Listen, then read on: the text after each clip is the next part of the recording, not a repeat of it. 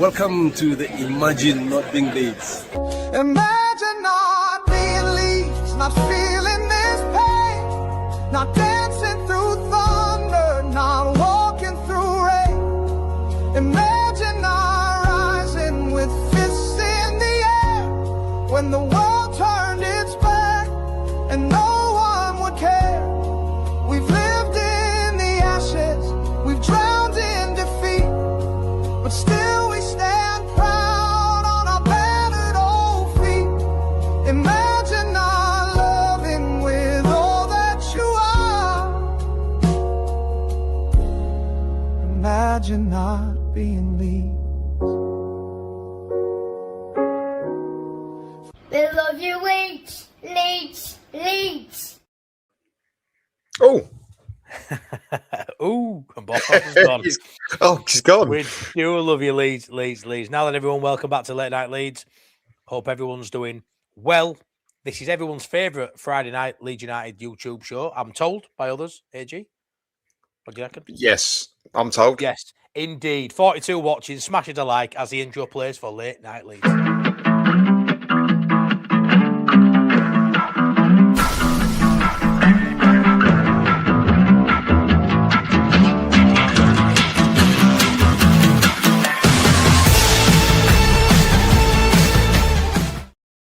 I tell you what, I don't know how good we are, but that intro is the best intro of any Leeds United YouTube. Well, there's no we in Adam, mate. That was your intro. It is a good one. I'll give It you is a good intro. It's brilliant. I ain't gonna lie, it threw me out just seeing you and no Bossnass on screen. He's coming back. I hope so. I hope everything's okay, Bossnass. But yeah, that threw me a little bit. Why he is? Are you okay? Like, talk about making an entrance. Like, come on. Are you all right? AG, are you all right? I'm all right, mate. Yeah, I'm good. I've been here the whole time. Just can't get the staff. How you doing, Bossnass? It's the WWE, wouldn't it? It would. Everything okay, mate? Yeah, just little lad kind of sat up bolt right. Do you know what I mean? Just kind of sat up bolt right and then just kind of went, which to me means I need to go sharpish, see what's going on. All okay now? Yeah, all good. Thank goodness. Tezza's in as always. Evening all says top banana. Yeah, anyway, before we get into it, boys, I'm going to go through the comments. Let me have your thoughts on the England game we've just seen, boys. I'm sure you've been watching it. Bossnass is there in his England three-line shirt. Absolute fanatical England fan. Talk us through that briefly if you can while I get through comments, Bossnass. Boring. Very boring. Just boring, mate. Just like, I'm so done with boring football recently. Honestly, just sideways, backwards, and no real dynamism, no speed on the wings. Just boring football. So yeah, wasn't too impressed. I thought we was going to get a game where, like usually they start with 11 and then chuck 11 off at half time and put a brand new team out. Thought that's what we was going to get, but we didn't. So yeah, Calvert-Lewin should have scored. Yes. Honestly, some have said he were offside, but I'm not too sure he was. But even if he wasn't, he needs to put that away. Well, hitting the goal, it's a shocker, he's not using intuition to see if I'll miss because the linesman might flag. He just missed a gilt edge chance. I feel like every England game's a friendly. I mean, that was a friendly. Every game's a friendly for England because even when they're in like qualifiers, they should win every single one. It feels like there's nothing on any of the games ever until you get to tournaments for me. So I just don't care. There's no passion in it, and I can't play friendly anything. So friendly games of football are just no, thank you. Yeah, no, I agree. But yeah, looking at DCL there, mate, his form in front of goals not been great as of late. I think he deserved an England call up, but probably merited on his form previously, going back maybe a month or two.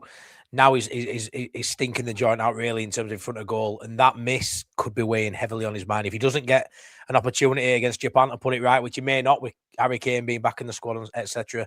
It's not a good place to be, I don't think, as a Leeds fan, looking at Wales coming, losing yesterday where they did, coming back to Ellen Road potentially on a bit of a downer. Calvert-Lewin, am I reading too much into it, boys? Or do you know what it is, right? Do you know what it is, right? DCL obviously didn't finish on a high at Everton, goes to a newly promoted team to recreate himself. He's done all right, don't get me wrong. Very, very happy with his output for a free signing. But that is a reflection on how little good strikers, English strikers, there is about that he's getting into that England team. Do you know what I mean? Remember back in the day, the English strikers they had to pick from, there was some absolute mint strikers that didn't get into that England side back in the day. It's just like lack of option. Danny Welbeck being talked about. He's nearly 50, isn't he? Yeah, no, it's true. Like Leeds game, and here DCL is still the second best current England striker. I'm not sure he's the second, but then again, who is? You know, there ain't many people in there, is there? I think Harry Kane's so good. It's him and everyone else, though, isn't it? That's the thing. And back in the day argument is a really good one. Obviously, it's about front twos back then and who worked together. But there's there's so many good strikers. Like Les Ferdinand now. Les Ferdinand would be an elite striker now. Like playing up front by himself. Like when didn't we have Rooney, Owen, Shearer, Defoe all try to get into the same squad? Yeah, but even before that, you had like Ian Wright, Andy Cole. Les Ferdinand, even like Teddy Sheringham, Robbie Teddy Fowler. Sheringham, Shearer, like Fowler. Mental, mate. Mental. Yeah. Compared to what we've got now. Then as I have this debate with people every now and then, not a debate, necessarily discussion, where would Robbie Fowler play today? Where would Andy Cole can play up front by himself? Where would he play today? Would these guys just not have made it to elite football because I tell you who could? Darius Vassell. Darius Vassell. He'd be starting for England. He'd be competition for Harry Kane. Honestly, funny. One of Sven's favourites. You don't think if Robbie Fowler was kind of trained into like these guys are becoming a sole nine, that he didn't have the ability to do that? Yeah, no, of course. I mean, he's a bad example because he was an absolute elite footballer and he was really smart with it. No, but what I'm saying is on the training paddock back in the day, everyone trained as a two up top. Yes. So it's like but there's certain people you don't get Andy Coles anymore, do you? You don't get Andy Coles up front by himself. Maybe Jamie, but then that Jamie Vardy would probably fall into that bracket as well, and he led the line brilliantly by himself for many years. Yeah, wouldn't you say like Lukaku's a bit of a modern call? Yeah. I mean, very much. It's bad because I think back to goal comes into it massively now. It's almost a 50-50 split, isn't it? And lots of strikers just didn't have to play back to goal back then. Not saying they couldn't do it, but you wouldn't fancy Andy Cole, something like that, with back, Matt Heath playing up against the centre backs. I know he didn't really, but where would he fit into this? We had the same discussion last week about Mavericks, and you go back through the years and think, where would that footballer fit now? And obviously football changes massively through the years, so it's always going to do that. It's always context around it, and you're absolutely right.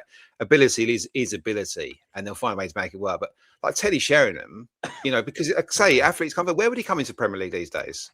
I don't know. I'm unfashionable I think I'm unfashionable saying that footballers have gone backwards. I'm on that side of the coin where I will say that footballers 10, 15 years ago are better than some of the footballers we've got now, easily.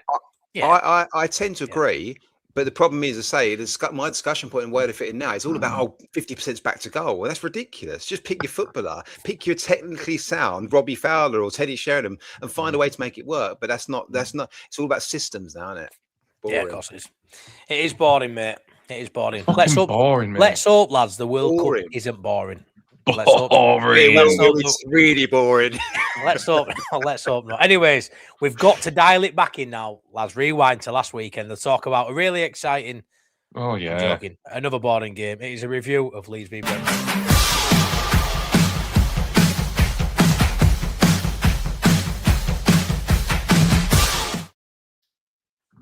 Before we get into it, Bill, as always, with his dropping his gifting and membership, as he always does in Late Night Leeds. You don't have to do it all the time, Bill, but I will shout out. You always do it. Thing to do. It is a lovely thing. It is a lovely thing. But I don't want to ever feel like he has to do it. He does it because he wants to do it. But thank you so much for that, Bill. You're a legend. Robbo there straight away going in on ACL, 100 grand a week. Oh God. How long until Archie and Harry play for England? I don't know why I'm doing this. Let's go back, right? Brentford last weekend, boys. So me and AG had a bit of back and forth on WhatsApp.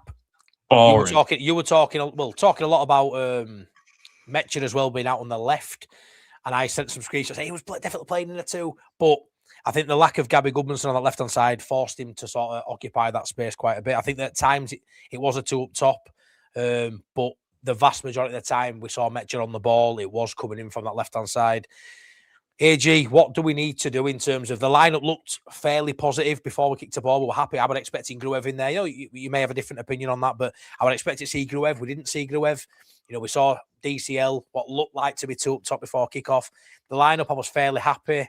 But talk me through your key points in that game. Yeah, I was fairly happy with the lineup in terms of if it was going to be two up top, and I did say at the time I wonder where Aronson fits into this because I want to play direct, and Aronson isn't a second ball guy. If you're playing Aronson, you're trying to play through your team, pass it along the ground to get forward, or you're just worried about pressing and winning it high up. But I'd say for me, what we ended up with most of the game, and you're right, and I get what you say about Demetria. Yeah, he was up front sometimes, but he spent a lot of time at the left, and he spent a lot of time deeper than DCL. And I think it was more of a 3-4-3.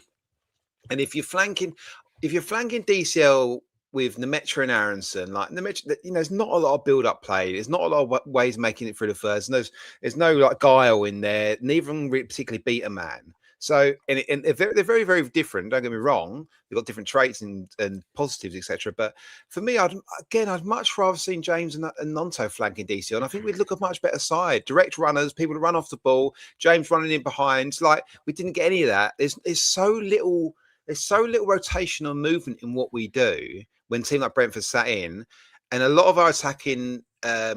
What we're looking to do is win the ball back high up. And Brentford, I felt like, I know we had a bit of a thing about this as well. I felt like they went direct a lot. I don't feel like they mucked around at the back too much. So we couldn't win it high up either. And we weren't left with a lot of routes then. It made a lot of sense. And I think Fart made early-ish sub 60 odd minutes, I think. But again, I think for me, the way we set up was wrong against Brentford. And but they are a very good side as well. Let's be fair to them. They were much better than I thought they were going to be. And I've seen a bit of them this season, but actually they're very, very good. Yeah, same. When you look at Brentford, mate, they're flying high. Keith Andrews has proved a lot of people wrong. Bossnass, they were hard to break down. I thought off the ball, Brentford were one of the best sides I've seen at Ellen Road. Limited us to not much. But the whole cheating, dark arts of football, the biggest takeaway I took from that, if I'm honest, obviously a clean sheet was brilliant for Leeds. But again, we had another poor referee, Bossnass. But this goalkeeper going down, talk about the game as well, but that was the most blatant one I've seen this season. We brought on attacking changes with 30 minutes to go. Dan James coming on, Tanaka coming on. I was like, wow, Tanaka's getting some minutes finally. And then instantly, the keeper goes down in Quiven Kelleher. They get the points across and, the rest is history, mate. But yeah, touch on that, mate, because it's pissing me off now in football. Well, they're not even trying to hide it anymore. It's mad, mate. I think the thing is, they kind of all know something's going to get done with that in the summer. It has to do, really, because it's only going to get worse. So they're kind of like, it's going to get scrapped in summer. We're not going to be allowed to do it anymore. They're just going to tell all the players that they either have to stay where they are or go to like the semicircle. I think it was Ely who told me that's the actual rule in women's Super League football. So it'd be quite easy to bring that across. But yeah, what a boring game. Boring game of football.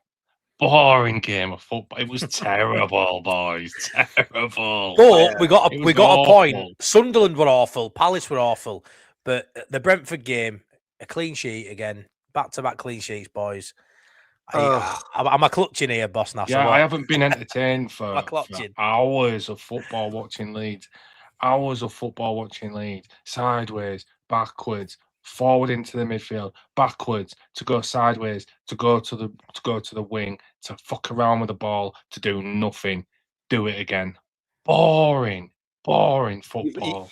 You've got to get it back to Darlow to kick it long badly to the opposition as well. Like every third pass back. When you're so focused on not taking risks and keeping the ball, and to the point of where every third pass is back to your keeper, who then kicks it long anyway, but does it worse than any outfield player would have done. I can't make sense of that. I can't make that add up. As you say, Matty, it's a little bit harsh because Brentford are decent. It's a point, and we just move on. And it's all a means to an end. And that's all it is now. It's a race to the bottom, isn't it? It's a race to not be the shittest, and we're not the shittest at the moment. I do feel like we need a bit of a reset. And I don't get when the pressure's on, teams play worse football. We saw Bielsa's side play bad games of football, but this is.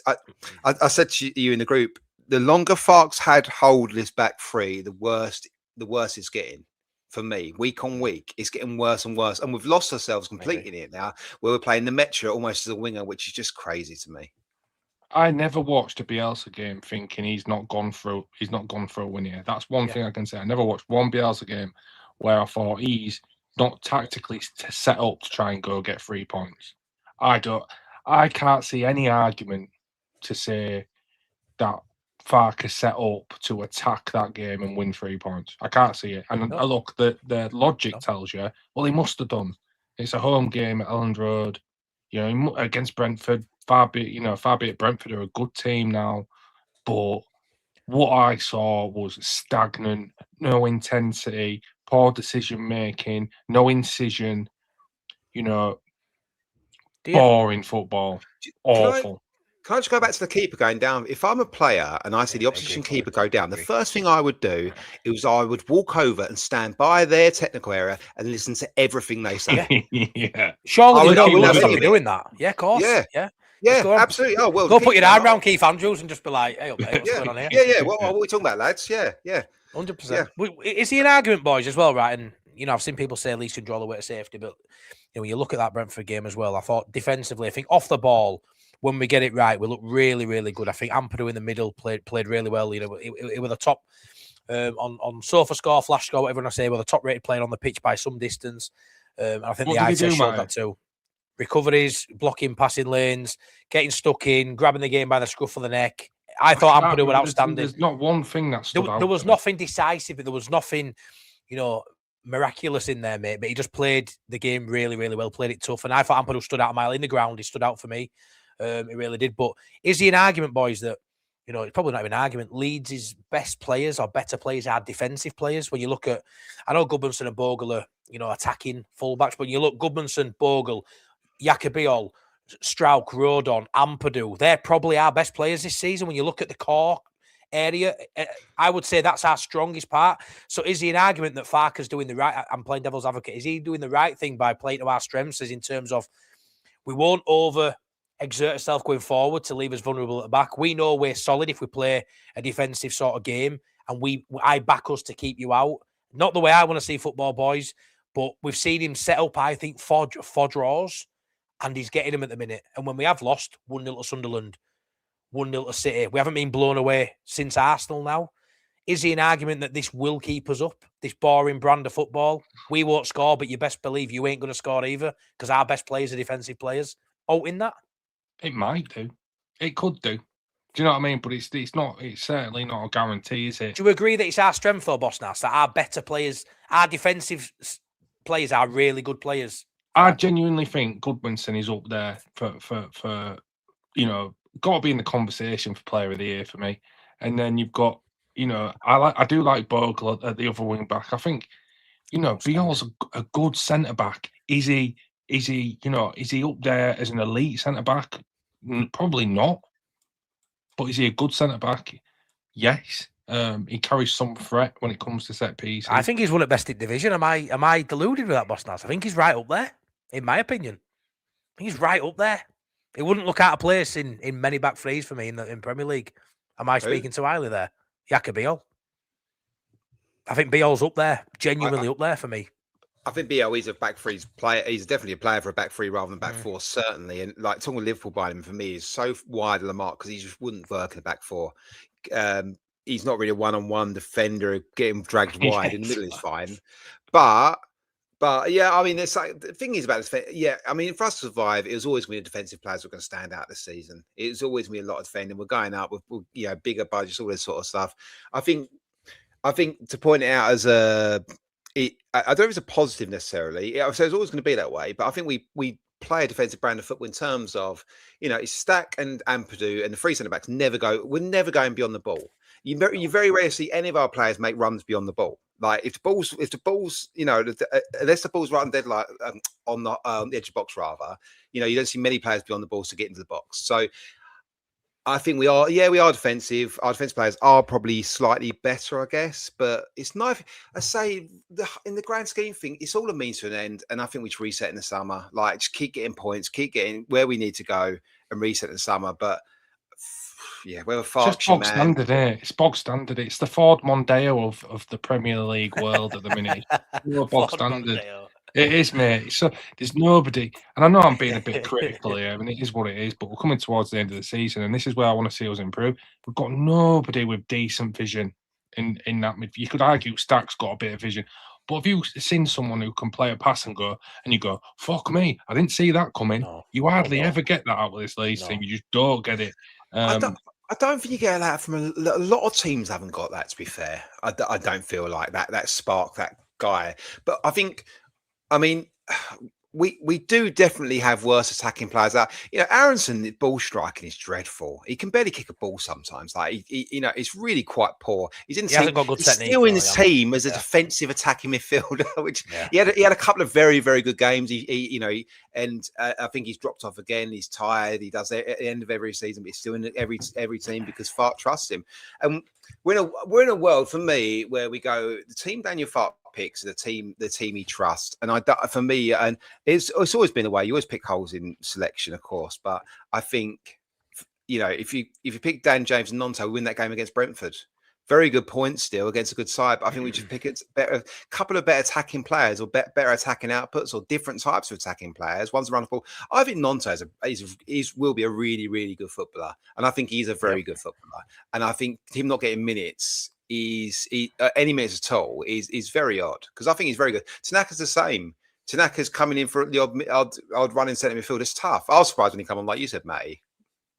Yeah, with that amount of minutes, yeah. I mean, to see him at all, but to see him coming on with for half an hour left, I was gobsmacked, and I kind of think he did all right.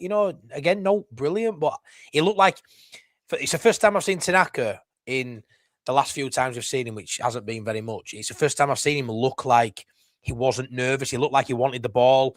He didn't shy away, didn't hide, and I do think since the Everton away game when he has had odd minute here and there, he's looked off it massively. I think he's a bit of a confidence player. Looked like he's lacking confidence. He actually wanted the ball, and he found some little pockets of space and had a couple of shots. Didn't come to anything, but I quite like what I saw from Tanaka. I don't think he did his, selection any harm there going forward.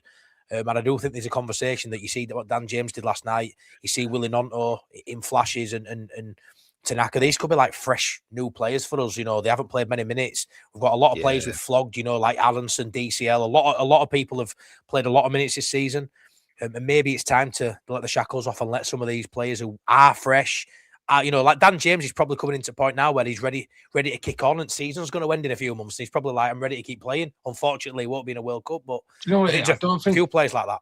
I think some of these players, the good players, we don't really. I don't think there's an argument to say we've got a special player at the minute, but we've got good players. But it has to be built on a foundation of some aggression and intensity. When you're taking aggression and intensity out of this team, my God, do they look average?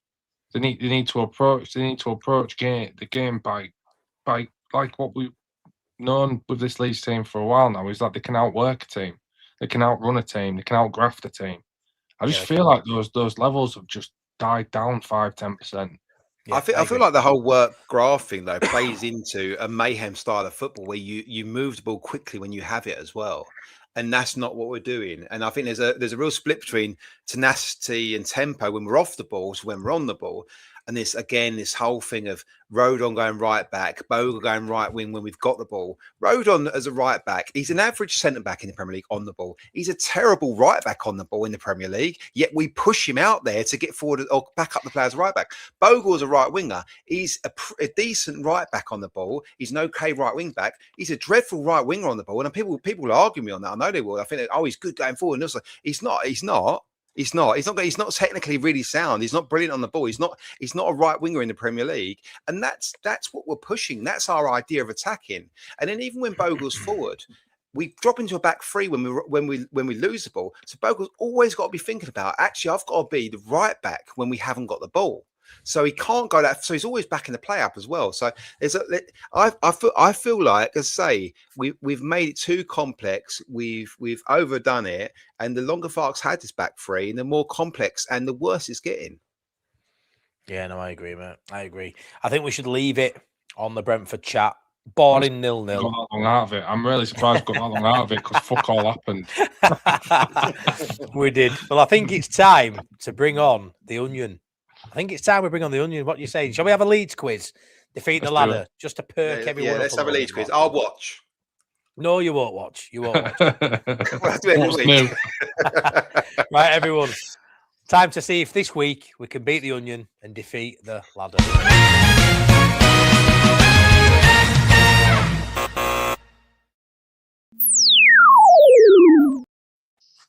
The Onion is in the building. How are you doing, Mr. Priestley? But before you answer, your theme tune, what you can't hear, but everybody else can. It is the Onion. Especially on parade, every Leeds take boldly overplayed. Blind faith strong, never once afraid. He's here for free, he's never getting paid. It's the Onion, layers never thin. Over positive through thick and thin. Quest master brains, let the madness begin. Can we defeat his ladder? Spam onions in the chat. Spam. Onions in the chat. He is here, Mr. Priestley, aka the Onion, everyone's favourite vegetable. Is that right? Yeah, man, I think so. Everyone's favourite vegetable. Sorry, Priestley. How are you doing? I just got with vegetable. Everyone's What favourite call him vegetable. everyone's favourite vegetable? Look at him just he's honestly, no one's ever as disappointed when they look at me as what my best pal Priestley is. Every Yes. time he looks at me, whether it's in person, on screen, he just always looks very disappointed that his life choice was me as a best mate. Yeah, do you know what it is, right? No, Someone what needs I'm- to clip what I'm that. What I'm disappointed at is that I've just watched the last 10 minutes. Jesus Christ, I thought I were negative. Eat a Salerno and shut the fuck up. Whoever said you were negative? Matty called me negative the other night. So Oh God. Oh God. I just need Eat- clipping that. eat Here's a my best, Salerno. Christ, vegetable. some fucking wild opinions there. Love it. Jesus. Love it. Well, you can give us your wild opinions now if you want, Priestley. Give me some. Go on, Priestley. Give me some. Come on, I Priestley. was happy with a point. Come on. Is that Come on. it? Yeah. Come on, Priestley. Broken down into a very oh, yeah, fine. Makes sense. I want that one. We aren't negative, Priestley. We're just realistic, mate. I just Realistic. it's No, just boring. definitely negative. I'll tell you what's not. Definitely negative. Tell you what's not negative, mate. We're going to beat you this week on the quiz. We are No, going we're to not. beat we'll you, see. mate. But We're no. going to beat You know, we got Yeah. that. That trick. Priestley's definitely going for an hat trick. Just Oh, the way. 100%. We'll do him. We'll do him. Hat-trick. We'll do him. Mm. Right then, everyone. Who's Healy, gonna- Mike, and And then we got one. We got one. Yeah. We got one. Right, Bossnass, give us a quick breakdown of the rules, mate. Oh, it's really easy. Oh no, Big up Priestley. Oh, Priestley. the Onion does this now. Let the Onion have his quiz, man. No, it's all right. You can do it. You do it better than I do. I don't know, but anyway, Main man it's priest. it's a 10-question quiz. You can't get 2 consecutive questions incorrect, and you must get the final question right to defeat the ladder. It's Priestley's job to make sure in a fair way that doesn't happen. The Onion song was very quiet. I do apologise for that, but we are playing. Yeah, at least you can hear it though. I'll to be fair, it's probably for the best. Oh God, come on then. Let's go. Let's go. So I just saw something about my year 5 teacher were Priestley, so no, it won't relate it to me. Nobody's that clever. To be fair, Priestley, there is that many Priestleys. You're never more than like 5 meters away from a Priestley. Like genuinely, that many of them. That is correct. It is correct. And right, question number 2, Priestley. We'll take that. Question number 2. We're not a winner, boys. Come on, Priestley. What you got for us? Come on, boys. Question number 1. What was the score last time we played West Ham in the Premier League? 3. It was this season, boys. Come on, if you Yeah, I don't was know going this. to say it must be this season. 3-2 in the end. It's a home game. No. We were good in the 2-1. we were good in the first 2-1 was it in the end? Yeah, 2-1. Yeah, good in the 2-1. first half. Then they scored. Yeah, yeah. 2-1. 2-1. Look at him. Correct. Come on. We'll take Question that. number 2. Easy. Yeah, it's really easy. Oh, Name either scorer. Oh shit. ooh. My memory's just not like good, boys. It just don't work like that. Right. I So don't save stuff like that. Oh fuck. Pick me a goal out. First half, 2 goals in the first half. When was it in the season? Earlier. A while ago. Two. A while ago. Obviously. He was 2 goals in the Could be, first could half. be on for the earliest ever. Oh, defeat, Joe, was that a Joe Rodon goal? Was that Joe Rodon scoring that? No, we got the last one right, so we can get this one wrong anyway. I thought Yeah, Joe we might Rodon not get scored the that next one. one right. I'm going to go DCL. No, what's he doing now? He's doing the thing. He's doing the thing. I think DCL scored in that game. I think DCL scored. Matt is doing his thing. He's doing his thing. Do not He's let doing him. his thing. I thought that was a Joe Rodon game. Well, that's more risky than DCL. DCL scored a lot more goals than Rodon. Well, I'll tell you what's not risky. If we think about it and get it right to who scored. Do you know what's rare? That's That far too AG sensible as that. AG's proposing an answer, so I think you know. No. We're going to go with Joe Rodon. No, Or I don't. I DCL. can't remember. Right, I thought that might trigger something in your memory. Go, oh yeah, it was that game. Right, I 2 was goals- thinking Okafor, so we've got three to choose from. No. DCL. Locking it in, boys. What? He's done it. Locked it in, DCL. You looking in DCL? No. Incorrect. Oh, fuck off, man. What Rodon. it? It was Brendan Aronson and Joe Rodon.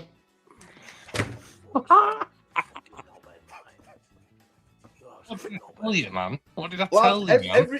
every week you sit there and say, "Don't let Matty do his thing," and within minutes you've let him do his thing. That means oh boys, no. Honestly, do you know- DCL just keeps missing for me. He just keeps missing. He can't even fucking score from it. Oh, honestly. The problem with this is that we're on question 3, and it's a potential elimination question. Fuming. Oh, I was there. I did content on it before and after. Fucking thick, mate. Thick. I was there. I probably spoke for 10 hours on YouTube about it as well, about fucking how DCL didn't score. Knowing full well in about 4 months, DCL scored. Sorry, man. Having a moment. It's funny. Right, because it's early on and I don't really want it to end this early, I'll give you an easy one. That's great news, Paisley. Although, lads, honestly, if Matty jumps in and locks something in, I will be forced to take the answer. Hey, listen, you're the quiz master, Paisley. Absolutely. We can't stop him. Odd one out. Fuming. Odd one out. Which of these didn't play for England while representing Leeds? Right? Mhm. David Batty, Patrick Bamford, Well, he did. Calvin Phillips, He did. or Michael Ricketts? Michael Ricketts. Yeah, Michael Michael Ricketts. Ricketts he played for Bolton, didn't he? He's given us an easy one there, hasn't he? I ain't locking it in though, boys. It's down to you. You're locking it in. Yeah, Michael No, Ricketts that's- locked in. Yeah, Michael Ricketts. Thank God for that. If he's getting an England call up playing for that Leeds side, there's fucking something to miss there, isn't there? Oh, Priestley. I'll tell you what. I don't that's the think he level even of that. scored for us. It was ridiculous. Oh, man. I love that, Priestley. Thank you. I've been called a plank enough tonight already. Do you know what? That's double decent to Priestley there. He could have really kind of put us to the axe. I could have literally gone for question number 10 there. Just fucked you. Yeah, but like it's like a thing toying with its prey, isn't it? Like he's just Hold on, I've Priestley. noticed how Matt is not chanting that he's on fire tonight, so that's a bonus. Not yet. 136 people, 59 likes. Come on, chat. Let's get this place on fire. Smash us a likes, smash us a sub, and all that as we beat the ladder. Because guess what, lock mate? in that I'm line. getting warm. I'm getting warm. Question 4: Warm. career path. I like these I'm ones. shit at these. I like these ones. You've got people going, "I love these," and Bossnass fans. Yeah, bud. Right. Portmore United. What? Who? Say again. Was that Portmore word? United. Is that an Irish team? No, I could tell you where they're from, but it'd somewhat give it away. Portmore United. So, Australia. Portmore United. SK Bran. That's Scandinavian. Leeds. Brondby. Esberg. And Portmore United. Oh Right, my boys. God. Immediately, I'm drawn to Eric Backer. Is my immediate, but That I was mine too. That was mine too. don't know but after that. Where did he go from to Leeds? Another To Scandinavian Leeds. team. SK Bran. Okay, but no. It's Scandinavian, so I don't hate It is it. You know what Norwegian, I mean? isn't it? Blantz. I think Backer. That was the first thing that come to my head, mate. Mine too. But then it's all you start thinking about all the latest Scandinavians. Of course you do. Of course you do. But I can't. Would you like a clue? What if it was like Alf? What if it was Alfie Ireland? I can give you a clue, lads. The player in question isn't Scandinavian. Oh fuck. Oh, right. So it's not Backer or Alfie Ireland. Brant then. You don't feel like this is a multiple choice question, Priestley? Fuck. I want to know who Portmore United is because I think that would give it away. Not like a American team, no, Portmore. Honestly, I could give you multiple choice, but I wouldn't even know which other 3 players to pick. I ain't got a clue with this one, boys. I ain't gonna lie to you. I ain't got a clue. This player is also known for doing the John Barnes rap. Sometimes you did, but He did his own version of it. He did his own version of it. The only way to beat him is to get round the back. Something like that. I ain't got a clue, mate. Hey, lads, I ain't got a clue. Hey, babes, all right? So, hi, Elizabeth. Portmore United. Hello, Elizabeth. Just got it from the cinema. Cinema. You watched Out Decent? Ready or not? Good, because I wanted to watch it.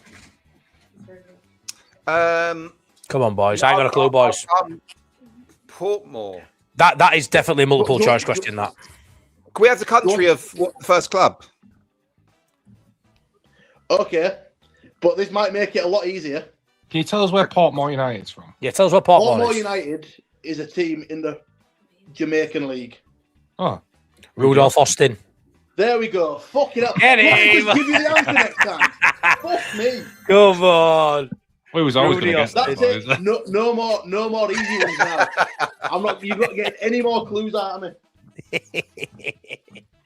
Oh, God. No more clues out of me now. Oh, that's funny. Did anyone get that in chat before? Anyway, hey, I tell you what, loads of Eric Backer in there. Loads and loads of Eric Backer. That's why I did it, because I thought Bran will properly confuse him.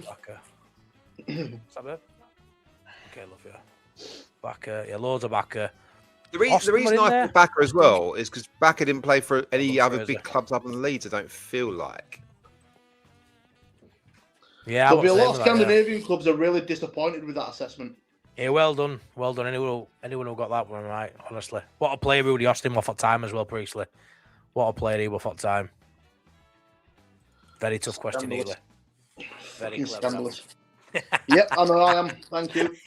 What question are we on now? Yeah. This is question 5. Come on, boys. And it's not an elimination question. I've handed you 2. You've got 1 wrong. I've handed you 2 of the correct answers. He's in a good mood today. He's in a good mood. We've got him on a good day. I'm not in a good mood, trust me. I didn't get a ticket to come away, so I'm not in a good mood. Oh, me too, Priestley. Wounded, mate. Wounded. Question 5. I agree. There are 5 teams this season that we've played twice and are unbeaten against. Can you name them? All of them? Okay, name 4 of them. Can we agree on 3? Can we name all? No, He has to name all 5. Come on. I'll do 5. Liverpool, Chelsea. Yes. Oh. Working my way back up here. No. Not Fulham, not Villa. Brentford. That's 3. Yep. Palace, draw and a 4-1 hammering. That's 4. Oh, now. Everton opening day and the 1-1 draw. Yeah. There you go. That's your 5. Take it. 5. You boys are lucky I'm on this quiz team. Oh. Something like that, Bossnass. Something like that. Get in. I like that question though, Priest. I like thinking about the current games, although I normally get them wrong. See, it's weird, isn't it? Because when we went to that quiz, we got more wrong about this season than we did about previous seasons. Yeah, which were mental. Absolutely it's mental. mad. I won a You general remember knowledge more quiz. stuff from 6 years ago that you come from 6 months. Priestley, I won the general knowledge round and I'm thick as fuck. Like, I don't know how I won the general knowledge. Yeah, no. Hey, Unreal, mate, if you were any thicker, you'd set.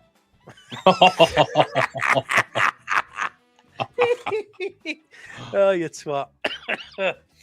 God. Yeah, come on then. Question number 6, you bugger. I love that. Absolutely I love that. I've never heard that before. He's just a funny fucker, isn't he, honestly? He's just a Missing funny link. fucker. One between your fucking ears, mate. Come on. Yeah. So that's how you make your eyes light up, kind of talk to you. Anyway, missing link. Top months. See what it's like on here. Any newbies, let us know. But yeah, it's Shackleton. my house. Oh, Bamford. Harrison. Blank. Somerville. Fucking hell, this is hard. Solomon. Shackleton. Bamford. Fucking hell. Levens? Was Solomon? What number was Solomon when 11, was he? What was Solomon? What number was he? Only a higher. No idea, I can't remember. 14. Oh, that's not important then, is it? Not numbers. These are so hard when you don't know what the link is, isn't it? Final game, final goal of the season. Yeah, I was thinking that, but I can't tell you when everyone scored. Right, okay, where are we going? Oh no, you're right. Listen, didn't Shackleton score the last goal against Derby the year we went up? You know, I think I am right. I know, but what's the gap? Right, hold on. So, yeah, do it again, mate, please. You are right. You want the players again? Yes, please. So you got Shackleton, Yep. Bamford, Harrison, Blank, Somerville, Solomon. So it's the last goal of the season. We got relegated. Do you think we got beat? The last game of the season, we got beat 2-0 against Tottenham, I think. Game before that. Rodrigo's always a shout. I'd go. Was the Norwich game? Wasn't it Brighton? Was it Strauch with a header against Broughton? It would either. I think it's either Strauch, Rodrigo, or Gelhardt against Norwich. Yeah, but I was going to say I remember Strauch and Gelhardt being in the goals around that time. I'm sure Brighton won all at home. What last goal was Risk scored? of being very wrong. It can't be Gelhardt against Norwich. That's those. I think it's Strauch against Brighton. I think it's Strauch against Brighton, but I might be wrong with that. Yeah, I don't know. If I was going to guess, I'd go Rodrigo, but that's just a complete guess. What do you reckon, Bossnass, Rodrigo or Strauch? Well, I said Gelhardt, didn't I, sir? Yeah, but we dismissed that. Oh, thanks. Cheers, boys. Yeah, all right. So, out of who? Well, I go locking yours, Adam. We'll go Rodrigo. We'll lock him. No, not necessarily. No, mine's not based on anything. So if you think Strauch based on a game, if you remember a game, then well, I'm going to take the same logic that I had for the one I got wrong, based it on the fact that Strauch will have scored 1 or 2 and Rodrigo scored more. So I'm going to go with Rodrigo. Go Gelhardt. No, Priestley. I'm locking in Strauch. Yeah, good. That's the right thing to do. I'm locking in Strauch. Look it. Locking in Strauch. Yeah, it's gonna be Rodrigo, but it's just funny at this point. It's not Rodrigo. Good. Is it Strauch? No. Oh, it was Jack Harrison. Oh well, fair enough. Tell us the game, mate. In the 4-1 defeat to Spurs. Oh, what a 4-1 defeat. What was it? Fucking Robin Koch instead of midfield. Scored in the last minute against Brighton.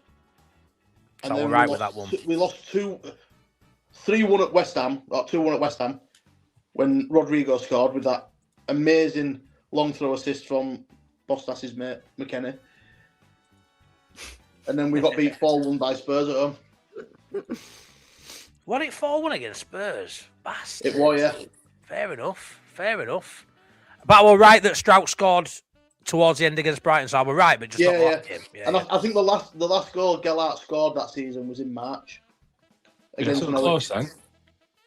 Yeah. I mean, if the question was who scored the last goal before Easter, yeah, you I would mean, know. yeah. Do us a favour, chat. 68 likes. Let's get that to over 100. We've got 142 people watching. Thanks for the support. Let's get those likes to over 100, though. That would be superb. Thank you very much. Priestley, question number 7? Yeah, I feel quite bad now because I'm not sure what's the easiest route to go down here to keep it going. But okay, I'll do this. The who am I? Come on, then. Ex-Leeds player, obviously. Yeah. Won 3 league titles with 2 different clubs. Guy McAllister. Is that your final answer? No. No. Oh, that would have been I will unreal. interject at this point and say the 2 different clubs, neither of them were Leeds. He is the record appearance holder for the England under-21s. Ooh. Jermaine Pennant? And he's still playing in the Premier League. Oh, My word. There is another clue which will narrow it down even more, but I want to see you struggle first. Hold on. Well, the obvious one's James Milner, but I feel like he didn't have the most appearance fees for under 21s. but didn't he get one of the things was league titles, weren't it? Do you know So what I think it is? Do you know what I think it is? Liverpool and Man City. Oh, no, it can't be. I think it's Danny Welbeck, but I might be wrong with that. Yeah, Danny Welbeck, that famous ex-Leeds player. Yeah, I was going to say. Oh, sorry. Fucking I idiot. think Milner fits the thing, doesn't it? Because he got a title at Liverpool, the title at City. Danny Welbeck. I was just thinking, I don't know. Milner, lock it in. No. Oh, what's the other clue? I mean, he said it. The rules are, and he said it. No. No. I'm sorry, lads. Danny Welbeck has just fully sent me. Fucking Danny Welbeck. Of all the names you could have gone, it could For be a him. second on my channel and this show that I think very hardly about every week, I forgot it was a Leeds quiz. What's the other clue, Adam Priestley? Fucking Danny Welbeck. What a plonker. The other clue is he was once the youngest Premier League goal scorer. It's Milner. Oh. It's Milner then, isn't it? Bloody hell, that's easy now. That's an easy one. Yeah, well, obviously, I don't want to give you that last clue until I've watched you sweat a little bit first. James Milner. No one sweated. Okay. I didn't know his record caps for the under 21s. I didn't. Yeah. Well, don't forget, he was playing really young. I'm well shot by that. I think it's something like 46 appearances he made for under 21s. I mean, I'm not happy now. I'm happy not now. joking. I've officially contributed, so I'm happy now. I think when you look at Milner and Welbeck, I think I hit the post on that one, boys. You know, I won't find Mate, it. they're so similar. Sometimes you can't tell them apart. Honestly, it would literally lick a paint away from me right that. You know, I mean, Sonny Welbeck. like, almost hit the similar players. the width of the post, the colour of the post. Just The thing is, he wasn't even joking. He was deadly serious with. I think how many it could be beers Danny has Matty Welbeck. had? Needed goal line technology for that one. Do you know what it was? All I went to in my head was who's got the most caps for under 21s, and I felt it were Welbeck, but obviously it wasn't. James Milner. Welbeck's brother who played for Leeds. Here, fuck off, Zidane. Fuck off with you, Zidane, you. Fucking hell. You'll be telling us Jermaine Pennant's better than the answer fucking Ronaldo, Raheem you're next. Sterling? Raheem Matty's still fucking learning. I know that much. Right then. Right. So question 8. Question 8. Nice, Come on, boys. nice segue into question 8. Which team did James Milner make his Leeds debut against? Oh, Now, this one. This is multiple choice. I've written it down as multiple choice. okay. I think I know if you say it. What? Who do you think? No. Not No, doing that no, game. Not doing it. I am not going to change any of the names I've got written down. I missed that question, Priestley. Can you say it again? Who did James Milner make his Leeds debut I against? thought it was Sunderland. Bossnass quickly googling. I thought it was Mate. Sunderland. I thought it was Mate, if I got that question right, everybody knows I'm cheating. I thought it was someone shit. I in my head, I thought it was like Charlton. I had a right good football manager save with Charlton. Who do you think it was, AG? Sunderland, I thought. Right. I'll go. Now, bearing in mind, I've got 4 teams written down here. They are not changing. These are the 4 teams I wrote down earlier. Okay. Peterborough United. Was it? Was it Peterborough? Was it Spurs, No. Crystal Palace, No. Charlton, or West Ham? Gotta be Charlton, mate. I thought Charlton. I Well, thought Charlton. I've got a red kit in mine as well. You might Yeah. just spaff that in though, because that's clever. Nah. No, but Bossnass, honestly, I wrote 4 teams down earlier and I've not changed those teams. Right, boys. I won't This do is that. this is my moment. I'm just coming into my prime now. Coming into my prime. Danny Welbeck is wearing a Leeds shirt. He's sat on bench ready to come on against West Ham in Cup. And I'm telling you now, James Milner, Danny Welbeck's brother from another mother, played against Charlton his first fucking game. Locking it in. Come on. Want to hear you say it? Want to hear you say it? Incorrect. Spurs. I was going to say Spurs before you say anything, Priestley. Then you would have been wrong as well because it was West Ham. Wanker. Did we get the last one wrong? No. Charlton, what answer? West Ham. Fucking hate that. Hey, listen, boys, we've got to get the next 2 questions right to defeat the ladder. That's all that matters. Absolutely fuming. What's chances of me getting like that Mate, being on the list of honestly- 4? Honestly, I wrote down 4 teams and Charlton was one of them. As soon as you said Charlton, I thought this is not going to be a good time. The Napton 2, what's going on with you? Show us your shirt, AG. What's the Napton 2 on about? What you saying? What's on It's it? a bit like a newspaper, isn't it? Wait, what is it?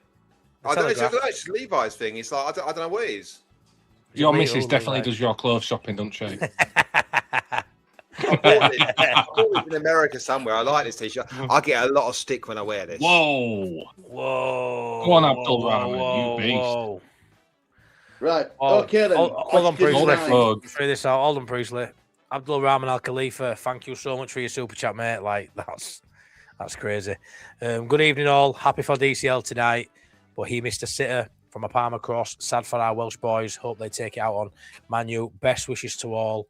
MOT. I hope everything's all right your end, mate. Honestly, appreciate that more than you know. Thank you so much. You're right, DCL. Happy for him tonight to get the minutes under his belt for England. Not great that he missed a sitter. I'll be honest, I didn't Really watch not it. great. Mate, did you No, see he DCL's didn't, miss? Abdul No, Rahman but Al I Khalifa's didn't right. He either. missed a sitter. He missed a sitter, mate. And yeah, sad for Welsh boys too, mate. They performed really well for about an hour yesterday. Gutted they didn't get through, pal. But yeah, all the best. Thank you so much as always for dropping in and thank you for your super chat, boys. I don't know what else to say. Thank you so much, Yep, mate. top man. Legend, absolute legend. Unreal. Right. Priestley, Question 9. thank you, mate. Fucking hell. This is multiple choice. So think about it before I give you the multiple choice, and hopefully you haven't got the same one of the answers in mind. Wow. Which player in the current squad Oh, has the most goals for Leeds United? What? Just this season? No. No, in their career. Sorry, career goals for Leeds United. Right, so on a match day as a starting normal 11, Aronson I was will going to have say the that. most. Aronson will I have the think that's most in the starting 11s, right? Underneath that, you've got Nonto. Dan James, he's probably got more than Aronson. So Dan James is now in front for me. I think he's got more than Nonto. I reckon it's Dan James, boys. Just steady on with this. Steady on with it. We don't need to rush this. Oh, boys. Joe Fucking Pirro. hell. Joel Pirro. Fucking, what a tool. I'll tell you what, is this going to be one of those ones where it's well close? It's going to be. It's going to be like two or three Would goals. you like the 4 multiple choices? Yes. So you've got Willie Nonto, Yep, it's not him. Dan James, Yep. Sam Byron, or Joel Pirro. It's between James and Pirro, and I reckon there's not much in it. Have you got a gap of what they are, Priestley, between, or? So the top goal scorer has 34. Right. Number 2 is 29. I think it's Joel Pinot, boys. Didn't Joel Pinot get like 16 and 17 or something consecutive? I think it's Joel Pinot on 30 odd. I'm sure he's got back-to-back seasons of around 15 to 18 goals back-to-back. I'm sure he has. It's that obvious thing that does my head in though. It's just Dan James has played more games, but I think it's Pinot at that. He definitely scored 15 goals a season minimum. I'm going to hate it if we go out on this because it seems too easy, and that's what worries me. If he got 15 goals minimum, I mean, he's given us multiple choice as well. Pirro in the Championship, boys, didn't get a season where he got 11 or 12. He got more than the season went up. I think he got 18. That only means 14 years after he scored 6. He scored 4 in one game, didn't he? Fucking last season. Yeah, but he didn't score since February. But I think he got 17, 18 last year. Last year, I think. And I don't think he got less than 15 year before that. I really don't. Go for it. You've taught the logic. So I can't. Though? It's a tough one that because Dan James has had a couple of good. I mean, Dan James, I think back to He's back been in here Championship. longer, hasn't he? No, but Dan James got back to back in Championship about 10 goals a season, back to back. I think 10 goals and 10 goals. But then He's I don't been here think longer. Yeah, and under Bielsa he scored a few, but not that many. Playing as a striker, I think it's Pirro. It's a good. Yeah, I tell you what, Priestley, fucking great question, mate. Bang on that. Go with it. Go with Pirro. Just cost. I think it's Pirro. Are you sure though? Yeah. AJ, what do you want? AJ, what? 29 34 and 29. It's Pirro, lads. It's got to be. Why? Because Pirro scored 17 goals that season, and he didn't get 12 the year before for me. I think he's got in the teens in both. No, Pirro got more than 17 last season. It's 17 or 19, which means the margin's even smaller, isn't it, for his 34, 15. I think it's 19 and 15, something like that, so I think it's Pirro. Okay. Locking it in, Joel Pirro. But he's done it. What have I told you about listening to him, lads? The correct answer is Joel Pirro. Hey, listen, I can't believe we've made it to the last question, boys. That's class. But that's with a bit of help from Priestley. Great question. You forgot to mention the goal that Pirro scored this season. Oh, yeah. In the Cup or League? Yeah, in the Cup. In the Cup, yeah. I never said league goals, I said career goals. Yeah, fair. Right, yeah. so as ever, Pirro. this is the final question. It's going to be solid. And I do have a swap question if you require it. Right, go on. So I just asked you which current squad member has the most goals. Which current squad member has made the most appearances for Leeds? Fine. Elan Melier, and I'd be happy to lock that in. Well, that's a great shout, but can you not just say that? That shits me up when you do that. His fucking face, then. Mate, boys, Elan Melier, boys. Elan Melier, don't get me wrong. Hold it. Pascal Strauch, he's an option here, lads, right? Pascal Strauch is Strauch. But let's do the calm, let's do the brain thing in fact, right? Elan Melier and Pascal Strauch, I think, came in the side at the same time, and I actually think Strauch played pretty much every week as well. But this season, Melier's not played, so maybe Strauch's in front of him now, boys. Yeah, calm. Because this is to win the quiz. Question. This is a question, this Priestley. You fucker. This is a question with a capital Q, mate. Oh, I like it. There's nobody else in contention by them two, by the way. Not one. Dan James isn't in contention for it for me. Pascal Strauch, Melier are the two. Dan James had a lot of injuries. I think Pascal Strauch's had a fair few that may take him down. Byram's had 2 stints, though, hasn't he? And he has played a lot of games. Oh, Byram is. Mate, Byram.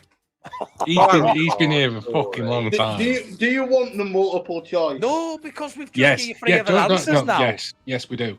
I don't think the multiple choice will help you much, but I can tell you the 4 players I've got written down. I've got Dan James, Pascal Strauch, Sam Byram, Elan Melier. I told you it wouldn't help you. Right, so let's narrow it down, right? Dan James or Byram? That's a fucking hard one, that. I think Byram played about 100 games 10 fucking years ago. That's what I mean. Honestly, Bossnass, I didn't even have that down. Melier's played more than Byram, though. Melier's played more than Byram and James, hasn't he? Yeah. So it's between Strauch and Melier, mate. This is a proper. This is a do you well know good what? one. How many full seasons did Melier did? He came in halfway through a season for Casilla. He finished the promotion year under Bielsa, didn't he, Melier? Yes. Is that what when he first come in? Yeah, because he took over from Casilla when he got done for Yeah. racist slur. I think that's right. About the last 9 games he took over. So he took over that. Then he played a full season, another full season, first championship full season, half of the second. He played like 5 years pretty much straight, did Melier, with no injuries pretty much. Melier's played like 5 straight seasons. Championship football, 40-odd games a season. Melier had nearly done 100 games just in Championship, and he played 3 seasons in Premier League as well, boys. Melier's done 200 games. Melier's done 100 games in Premier League, because I remember seeing a thing saying how young he is. He's played 100 Premier League games plus 2 full seasons in Champ. So I think Melier's done about 200 games at Leeds. I don't think anyone else can. I think Strauch potentially, but I still think there was a period of time where Strauch didn't play with his injuries as well. I think Byram's the wild card, but I think other than that, it's Melier. Boys, Melier. for inspiration, I'm just gonna see what my dancing cactus thinks.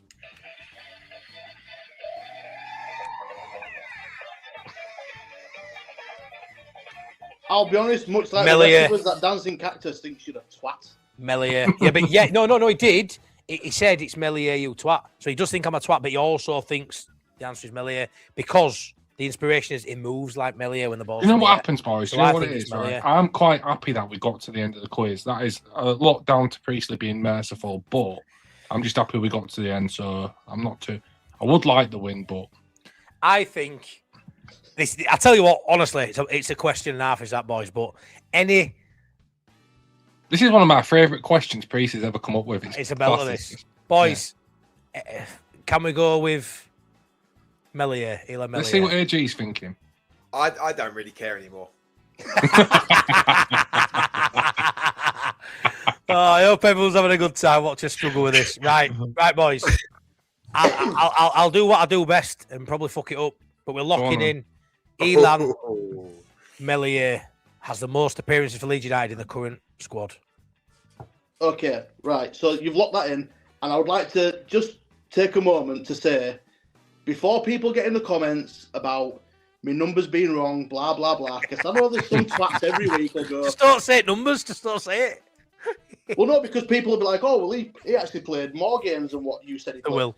100%. All these numbers have come directly from Elan Melier's mouth.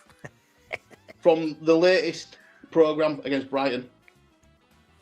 Brentford, not Brighton, Brentford. Brentford, that's right.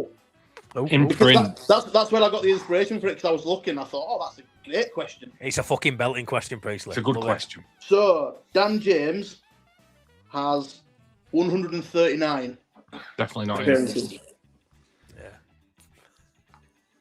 Pascal Strauch has 187. It's close. It's close. How many's Byram got? Have you got that one? Well, don't you I've got that fucking- one. Don't tell me it's higher than that. And I tell you what, that's coming last because I were right. You were fucking Byram. No, it ain't. You want to know how many Byram's got? Yeah. Yeah. 223. Oh, no way. No way, man. Which means he has made 8 more appearances than Melier, who has 215. Oh, fucking hell. No way, man. Look at AG getting a chub on. Oh, no way, man. Brilliant. I love it. What did I love tell you, it. man? What did I tell you? He'd been there 2 stints for time. Fucking hell. Ah! Oh. Your favourite player, apparently. Oh. For anyone who didn't hear it earlier, the Here Onions he won. comes, it's Priestley on parade. Every Leeds take boldly overplayed. Blind faith strong, never once afraid. He's here for free. He's never getting fucking paid. It's the onion layers never thin. Never getting paid. Positive through thick Can't even hear and the thin. fucking song. Master brains, let I the can't madness either. Welcome to begin. my world. Can we defeat Oh, I his can, you ladder? can't. Spam onions in the chat. I don't want to see any onions in chat. I don't want to see any onions in the fucking That's chat. just going to make more onions appear in the chat. Stick your onions up your ass. Stick them up your ass. Fucking Sam Byram. Oh, what a guy. What a guy. I said Boy. it multiple times. Yeah, but you know what you And need to do? the- You need to the lock best- that shit in. Lock it down. Get it The on best thing lockdown. is Don't I leave can it to me. use- I can use the swap question for next week. It's great. I can't that was a good believe that. I can't believe that. Oh, I'm gutted. I'm flawed with that, boys. I'm flawed. How many people? I'm happy that we got to the end. I don't think Well- we'll get to the end of that quiz unless Priestley's nice to us. So I'm happy with that quiz. Can we just get people in chat? Yeah, I know a lot of you's got it right, a lot of you's got it wrong, like me. But how good with that question? How good with that question? That was a good quiz, that Priestley again. You had 2 or 3 in there that were absolutely splendid. But I I'm don't want fuming to with make that. it too easy. I feel like that's the most we've ever crawled and like fingered our way to like question 10. Like there was no Yeah. clean movement in any of that. It was just like boring football. I'll be honest. I thought Stroud could have made more appearances for Leeds than that, but I'm wounded. Tell you that was Did you know what gets me, right? I am Sloop. I'm always you know what wrong. gets me? Always wrong. The onion is sat there while I'm going, oh, boys, I think it could be Byram, you know. He's been here and he knows it's Byram, but there's nothing on his face. I know. oh mate, honestly, when you said I think it's Byron, my stomach dropped. I'm not going to lie, It Bossnass. It like AG with David Weatherall all over again. AG, in all seriousness, though, if he wouldn't have said Bossnass, if Bossnass wouldn't have said Byron, would that have come into your mind? Because I honestly... It already no way had, would I- yeah. It already Had had, it. yeah. No way Yeah. would in my mind. It had, Absolutely no way. it had, and then I've ruled it out. Wounded. I thought that can't be. Absolutely wounded. Melier, I'm like, yeah, it's definitely Melier. Yeah, I love this quiz. I hate it now. The onion. Yeah, sack the cactus. I know, brilliant question, Priestley. Onions on for hat-trick next week. AG shirt says, read all about it. Unbelievable. Yeah, to be fair, Priestley, he's on for hat-trick next week. He's on for fucking hat-trick. And you know what next Friday is, don't you? What? Good. It's Good Friday. It's Good Oh. Friday. I'm up Give that over way. the Do you know what? Friday. Do you know what? I'll say You this are. here, right? I'll say this here and now, right? To stop Priestley getting hat-trick next week, I will dip out for the quiz and let Mike come in. Ooh, do we bring Mike in for quiz? Do we bring him in? We're doomed. I'll chill out. I'll chill out in the back of the studio while Mike comes in and dominates him. Back of the studio. Okay, Micah Richards. Oh man, that was a belting quiz. That was belting. Get some likes smashed on the stream, guys. That was a banging, absolute banging one. And please subscribe to the channel. Right then, Priestley, before we let you go, there's no score prediction needed because we'll get it for West Ham game next weekend. But I want to hear your thoughts. Give me your general thoughts, mate. What's the first thing you think when you think about Leeds? Go on. This is going to be funny.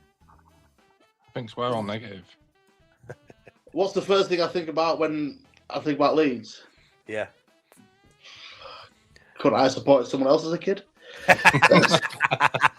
give me a famous quote that I always like you saying, mate, for people that haven't heard it. Well, I actually used this at work today with a Spurs fan because he's feeling the heat a little bit. And I said I'm just comforted by the fact that one day I'll die and I no longer have to watch Leeds United. It's the best quote. He says it quite a lot. I should be bored of it by now, but I absolutely love it. Like, one day I'll be dead and I won't have to support Leeds. It's just like, yeah, the comfort in that is something you're just going to live with, isn't it, mate? I know that at some point down the line I'll just get there and it's fine. Yeah. I can put up with it for now. You can, mate. You can. Are you excited for West Ham next week? We're I going can't to the wait. game. We've got Sean's wedding, Mr. Wilcoback's wedding on the Friday, and then on the Saturday, sorry, and then the game on the Sunday. So it'll be a decent weekend, that. Yeah, I mean, I'm glad I'm not going on coach because 7:30 set off on Easter Sunday. Fuck that. On back of a wedding. Well, you're only a night do guest, you know. Maybe next time, mate. And I won't be drinking, so. Yeah. So I'm driving there and back because I've got to be up early on the Sunday for Mike. But looking forward to it, mate. Should be a good one. Right then, Priestley, what are you doing with the rest of your weekend before we let you go? Working tomorrow. Boo. Yeah, I know. So my weekend's already ruined. Terrible, mate. Right then, mate. And then tomorrow night is date night. So. Oh, you got a bird? You found a new bird? A new bird. New bird? New. We're celebrating his anniversary, if you must know. All right, fair dues. How long she put away now, Priestley? 14 years. 40. It's a long time, that Priestley. She It deserves is. more than a medal. More than a It is. medal. I don't know how she puts up with me. I bloody don't, but we take it. We take it. Right then, mate. Thank you so much for coming and smashing us about again. That Hopefully sounds next so week. bad. I don't mind. You might want to rethink that fucking. Nah.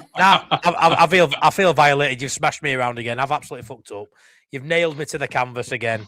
Yeah. Are you Priestley's new bird? All I'm going to say is I hope to God. In a wig. All I'm going to say is I hope to God in the summer we sign Danny Welbeck. Right, Priestley. Love you a bit. See you later, mate. See you later, lads. Bye, lads. Bye. See you, mate. Honestly, boys, why do I do it to myself? Why every single week without fail do I lock in stupid answers that involve players that I've never even To be played? fair, it wasn't a stupid answer, was it? But At one stage, I went to Joe Rogan. I went into a little bit wise Joe Rogan. You were like just thinking, and you then went DCO lock in. To be fair, that AJ, you like it more when I do that though, because when it goes wrong, I agree. You It quite makes like it the better, bloopers, Chris. don't you? Absolutely, You quite 100%. like the bloopers. Right then, boys, let's get into a bit of relegation chat, which we don't really want to do, but we are where we are. So, I've seen this earlier. Have you seen these Rob Earnshaw predictions? What he thinks the side's going to be? So Who I couldn't be cares asked. what he thinks? Yeah, but it shows you the teams and who's playing who. But I couldn't be asked not having it as his prediction. So I thought it was quite funny. Bring it on here, and we'll have a chat about it. So when you look at that, he's predicting Spurs and West Ham don't win another game, which I think is a bit mad, especially at West Ham front. What are your thoughts on his predictions there? And are they too far away from what you guys think? I'd love to know what you're thinking. Do you know this relegation if you running. look at it, and every game there could happen like that. Who is Robert? I don't think necessarily is the most likely result each time, but it's the way it could go. Absolutely. I think we're someone, much as I said more. before, someone's going to fall off a cliff edge somewhere. Like someone, think- someone's going to get relegated because they deserve to get relegated. We're not all going to win it like 5 games each, and then and someone scrapes away to get relegated at 42 points. It's not going to go down like that. Someone's going to get relegated and absolutely deserve it. And the most likely candidate of that is West Ham or Spurs. I think we're much more likely to get a draw against Brighton at home than we are Bournemouth away. You think? Yeah, I think Bournemouth away is a tough fixture for us. But yeah, I agree with AG that I think one of these teams is absolutely going to stink the gaff out, just crumble under the pressure. Well, there's a few doing it already, isn't there? But well, Spurs are definitely. I mean, Awesome. what I would Forest say, will be fine. what I would say, boys, is I feel like it may get a lot tighter before we potentially, hopefully, spread a bit of a gap there. Because I look at that Scum game, and as the game approaches, and we'll do it. We'll speak about obviously in coming weeks. But as that game approaches, I'll get more confident, and we will raise our levels for that game. And could we go there and get a draw? Could we go there and get 3 points? Of course, it's not out of the realms of possibility. But I would have us currently, boys, down as a loss for that game. But I would certainly look at West Ham, the same game week, playing Wolves at West Ham. And right now, I'd back West Ham to win that. So if that goes that way, regardless of what Forest and Spurs do, I think Spurs going away at Sunderland, I can't see him winning that. That's a tough game. And at home against Villa, maybe Forest could get something. But really, look at that West Ham game. By my logic right now, we could only be a point in front. So we're 4 points currently, but there's a conversation that we'll only be a point in front of West Ham, is it not? After that game, all of a sudden, Wolves, Bournemouth, Burnley, they have to be the 3 games that we look at there where we could be safe if we get 7 points, 9 points out of them, which they are all a winnable cluster of games, boys. But that Scum game, that first game back after FA Cup, it could be down to 1 point. And I know that's a little bit negative, but that's where we're at, boys. That's where we're at. I just wanted to get your opinion on that. Do you agree that 4 point gap has a massive risk of being shortened that weekend, doesn't it? I think absolutely. But what I'd say as well is I think you've got to look at the bigger picture, and you've got to look at picking up your points and where you end the season. And I feel like if the Man United game, fucking hell, Man United game out of the way, if we beat Wolves, we're on 36 points with 5 games left. That's a good position to be in. It just if you go down at that point, you deserve to go down. Do you know what I mean? Yeah, no, absolutely. That Wolves game is the massive game for us. There's no doubt about it. The problem for Spurs is they've just played their massive game. They played Nottingham Forest at home. It was huge. They've just beaten Atletico Madrid. They've just played their massive. They go away and they lose at Sunderland, be terrible at home all season. Spurs are the ones at the moment, I think. And I think Wolves away at West Ham. I think West Ham may struggle with that game as well. So I don't think it will be down to 1 point anyway. But I think the bigger picture for us is we beat Wolves with 36 points with 5 games left. And I think we're very close to where we need to be then.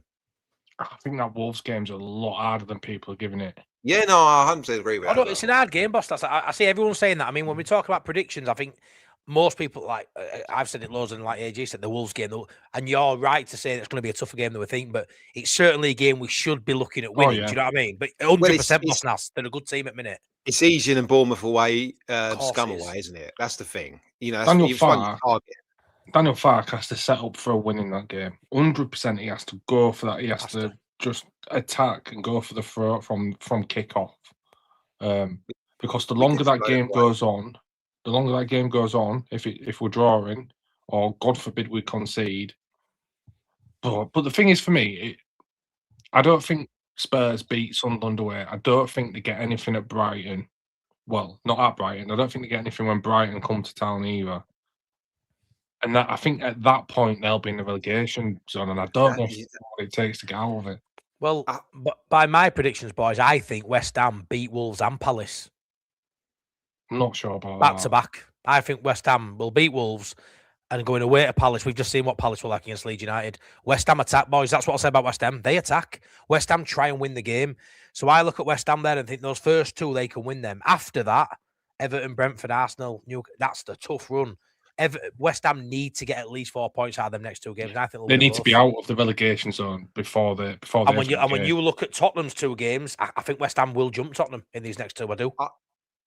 I think with West Ham, it's interesting. I think Assel Desai has been a brilliant signing for them. I think Jared Bowen's a really good attacking player. Somerville, I don't know how long he's injured for, he's a really good attacking player. Either one of them could do anything during a game that can win them a game of football. And I say, you look at, and I agree on West Ham. They could win those 2. They could lose those 2. They could draw those 2. Anything, that's just where they are. But Spurs are the ones, as Bossnass said, I think they could. I'd fancy them to lose those next 2 games, and then they're right in the mire, and they've got to go to Wolves and win, and they're struggling. And I could see that happening. Them not winning another game this season. Spurs more so than any of the other teams on the list. Yeah, crazy. Because their big game just happened and they bottled it. The thing is, the nervy thing about this is each one of those 4 teams on that screen, their destiny is in their own hands. Every 100%. Single one of them.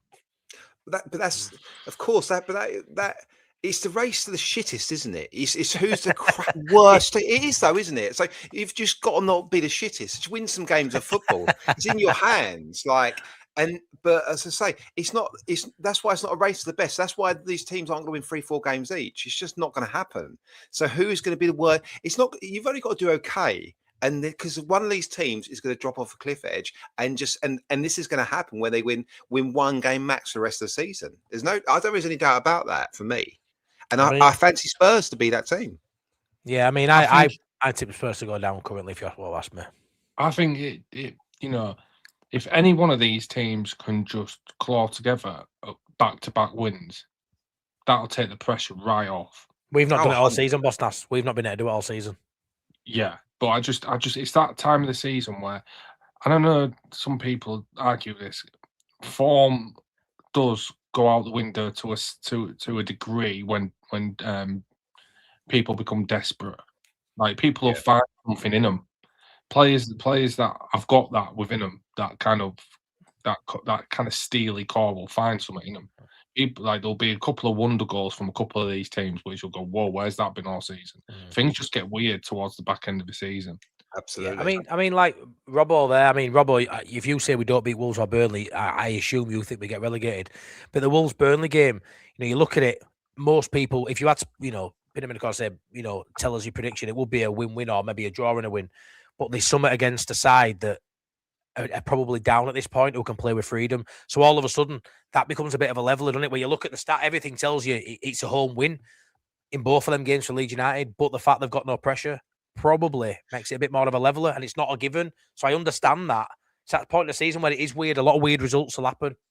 Somewhat. Again, though, it's what Boss said earlier. It's in your hands to stay up, and it's in your hands to play that game of football the right way. You be aggressive, and you need to find a way to play with freedom and play attacking football, and you win that game of football. You can blow Wolves off the park. They're still bottom of the league. Wolves. Let's not get too carried away. They're in a bit of form, won a couple of games. You know, like they've still been really shit. The race of the shit is they have won comfortably, and they were nearly the worst team in the Premier League's ever seen.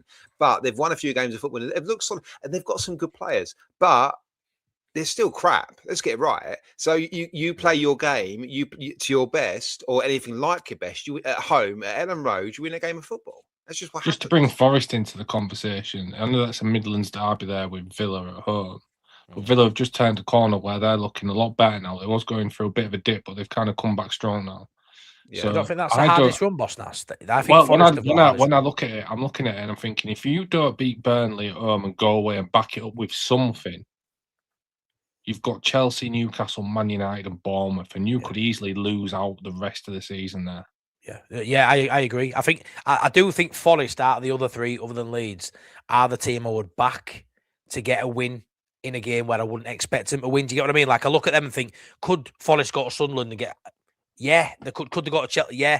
Out of the other sides, I think that. But based on logic, if they don't get no out of the next two, I think from Sunderland down to Bournemouth, as you say, Bossnass, is probably the toughest run anyone's got. Yeah, in the running. Genuinely, if they only pick up a point out of Villa and Burnley, say for instance, if they only get a point out of Villa and Burnley, they're honestly they'll be my favourites to go down. So I don't think 33 keeps you safe, and they could quite easily from Sunderland away, which isn't an easy game, quite easily get nothing the rest of the season. Yeah, no, 100%. I do think we beat Wolves and Burnley, Robbo, or I think we should, we'll at least win one of them, maybe draw one. But there's a couple of changes potential. I mean, Forest are going to have Wood back, which is highlighted there by Colin, and obviously with Spurs, a lot of water could pass under the bridge, but between now and even that game against Sunderland, they've got a new manager potentially could come in. I mean, it's a mad one with obviously Igor Tudor. It looked like he may get sacked after the 3-0 hammer into Forest. He then goes through a family bereavement. His dad's passed away. I'm still surprised they haven't been ruthless and horrible and just sacked him, no matter what he's going through. I think he'll go. I think they're just giving him a bit of time. Compassionately, yeah. I think so, but it'll be a mutual thing now. I think it's just easier to be a mutual thing. He's got other things, bigger things in football with that happening. But rumours today have been going out about Dyche. And I know it's a bit laughable, Dyche at Spurs, but would that worry you, lads, Dyche coming in at Spurs? Or is he not the right temperament for those players? I think their board are actually clueless. I don't think they make the obvious decisions. I think they'll go for that Addy Hutter. Well, he's heavily linked, and De Zerbi's heavily linked. But today it's come out, I think, in Telegraph saying that they want Dyche to steer the ship.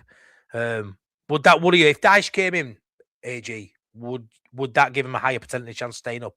Oh, I don't know. I think they're. I mean, you'd have to say, yeah, right. Yeah, 7. I guess so, but 7 games left. How much difference can he make? And I actually think that Spurs squad needs a little bit different. I think they need an arm round them. I'm not sure Dyche is the. I agree. I'm not sure he's probably the right guy. I think they'll end up going to Tim Sherwood or someone like that. Ryan Mason, Sherwood. Yeah. Yes. I think they will. Someone that knows the club. I think they'll go, because that's what a lot of the club. Oh, someone knows the club. Someone knows, knows what, knows how to get to the training ground. Everyone, is a sat nav. Like there isn't a lot to know, is there anymore? Like, so I think that's what I just don't. I think the cast is. I think it's. I don't think there's a lot anyone can do now. Whoever comes in, I think Tudor was the time to change it, and they got that manager appointment wrong, as we said at the time. Because the wrong type manager for that squad, they don't want to listen. They don't want to be told what to do. No, there's so much arrogance in that squad. So yeah, it doesn't particularly worry me now. No, because by the way, well, I think we've got control. We're 15th. We're the ones with more points. We're in control of this. We can just look after ourselves and be fine. So, and that's why I'm not really worried. The thing is with Dyche, he's going to be one of those that's going to try and get the dressing room together. He's going to have them training 4-4-2 for 30 hours a week and then going out and playing a game. Is that going to be enough? They've got to learn to stop conceding stupid goals, Tottenham. And when it becomes a habit, when losing becomes a habit, it's quite hard to stop in its tracks. So, look. How many? Who knows? It's a real conundrum. It's like Dyche, no Dyche, concern, no concern. Like, it's not because we beat Wolves. We're on 36 points. Yeah. You know, I still think another 3, 4, 5 would be nice, whatever. But 36 with 5 games left is a really good position for us to be in, regardless of what Spurs do, Forest or West Ham. Can I put something out there which I think will be really kind of like unfashionable? Leeds have not had any form of injury wars this season. No injury crisis, nothing like that. Pretty much had a straight run at it. We have. And where they are now, from where there was, the type of football they was playing, direct, vertical, aggressive, with a press, getting shots off. With 33 points and those fixtures left, if Leeds go down, which I don't think they do, by the way, but if they do go down, that rests squarely on the manager's shoulders and nobody else's. Nobody else's. For me. I think so. I think you've seen enough out of our players this season to warrant the suggestion that another manager would have got more points than what this manager's got. So yeah, I agree. I mean, there'll always be players to blame, there'll always be, you know, partly to blame. There'll be a lot of people than just Farker. But yeah, if we go down, I mean, how lucky are we, boys, that there's only 7 games left? There's only 5 teams below us, and we play 4 of them in those last 7 games. That's mental good luck, that. There's only 5 teams below us. We play 4 of them in last 7. You couldn't have asked for better fixtures. You could not have asked for a better run of fixtures. In a way, certainly. Like, if West Ham are fighting for life last game against us away from us, that's bloody tough. Spurs are the same. If that's so, I'd rather play a mid-table team that's nothing to play for in a way than the team below I get us. that, yeah. Other than Wolves and Burnley, Sam, Burnley. If we, I mean, you know, like the whole thing of I don't think we'll beat Wolves, Burnley, whatever. If we don't beat them, we deserve to go down. This is it, isn't it? This is the Premier League. You know, neither of them got anything to play for particularly. They're not very good sides. They're the 2 worst sides in the division. If you don't beat them at home, both at home as well, both at home. If you don't beat them, you deserve to go down. That's it. Yeah, I agree, because when you look at those 4 sets of fixtures, I'd argue that we've got the most favourable selection of fixtures there is out of those. So yeah, what AG says is right. If we don't pick up enough points from this point onwards to secure survival, then it's all on us. 100%, boss. It's mad, isn't it? Because before we kick a ball at the start of the season, we all go on, don't we, about we take 17th now. But I said it numerous times before we even kicked the ball this season. To finish 17th is great, but to finish 17th may have still meant a sacking of Farker at some point, which nearly came at a couple of points this season. We're led to believe. 17th, great, bite your hand off. But to get to 17th, there's a lot of bad moments. There's a lot of nerves. You know, we're currently 15th in a quarter-final of an FA Cup. If we do navigate our way to safety, which I think we will, whether it's 17th, 15th, or whatever, it'll have been a good season. We all would have said 17th is a great season. Just stay up. We're not bothered. But it's very nervy when you're living it day to day. It's just to say 17th like that, give me it now. You don't think about the journey to get to 17th. It's not a straight, easy path, is it? And there's been moments where Farker could have been sacked. There's more, you know, a couple of moments really where he pulled out the bag when he needed to. And I think right now, the fan base is nervous, and I think that's warranted. I think it's right. Yeah. I think what we're seeing on the pitch is making us nervous. You know, it's not a case of we're negative. What we're seeing is negative. The football's negative. So too right, the fans are going to be fucking negative when you look at the football we're watching. But we're all smart enough to look at the landscape and go, it's not great football at the minute, but we have enough winnable games there. You've just got to go fucking win them. And that's on the onus is on us, boys. The onus is on Farker to set us up to attack the points that are left available. There's 21 points to go win. Go fucking win. Yeah. 7 of them, lads, and you're up. And that's on us to go get the onus is on us to do that, boys. The narrative in these kind of situations is a very powerful thing. You know, psychological strength is a big, powerful thing. Leeds are on the verge, in my opinion. They're not there yet, but they would be on the verge of being labelled a bit of a yo-yo club if they get relegated again. 100%. So you've got to say to yourself, going towards Man United, the chances of us coming away with anything there are very, very small. There's always a chance, but it's a small chance. I cannot highlight enough how big that Wolves game is, because I don't think we travel well to Bournemouth. No. So that Wolves game, to me, is absolutely titanic in how important it is. Because, you know, say you don't get anything at Man United, and then even a point would not be good against Wolves. No. Potentially going into a loss against Bournemouth, that's 1 point, and what those other teams have done in that time, and then the narrative becomes, oh look, Leeds are doing the Leeds again. Everywhere we go, we've got fans singing Leeds are falling apart, and it all starts to get really heavy, and then the pressure comes onto us, and how do we respond? So that Wolves game is absolutely massive. Bossnass, it's in our hands though. Madly, where a point against Wolves is a good point if you beat them, Man United. Not. If you beat them, Man United, it is. Do you know what I mean? Yeah, though? fine. But that's unlikely. But if we go beat Man United, we are, like you say, AG, one more win and we're on 36. If that's against Man United, we're in dreamland. And Wolves, Bournemouth and Burnley, the pressure isn't on as much because you're almost there. But don't get me wrong, until you're there, you're not there. But if we lose to Scum and we don't beat Wolves, lads, panic stations, 100% panic stations. Yeah. We're up shit's creek about a paddle in my eyes. Yeah, well, Wolves is, as I say, that's the thing about Spurs. Their game at home against Forest was huge, and our game against Wolves at home is absolutely monumental. It's massive. It's massive. If we pick up 1 point for the next 3 games, then we're right in it. If we beat Wolves, suddenly 36 points with, say, 5 left, then you're feeling quite good about it. Regardless of Spurs get Dyche or whoever, or Klopp, whoever goes to Spurs, doesn't matter. Doesn't matter at all. Like, I think it's so in our hands, and the fixtures are so in our favour. Oh yeah, Wolves are decent at the moment. It doesn't matter. They're still bottom of the league. They're still the team you want to play against, especially at home. And I say, if we can play the right way with the right tempo on the ball, be aggressive, pick the right side, we should just blow them away. You're right, though, aren't you? Because like Wolves are bottom of the league, but a lot of people say, yeah, but they're in form.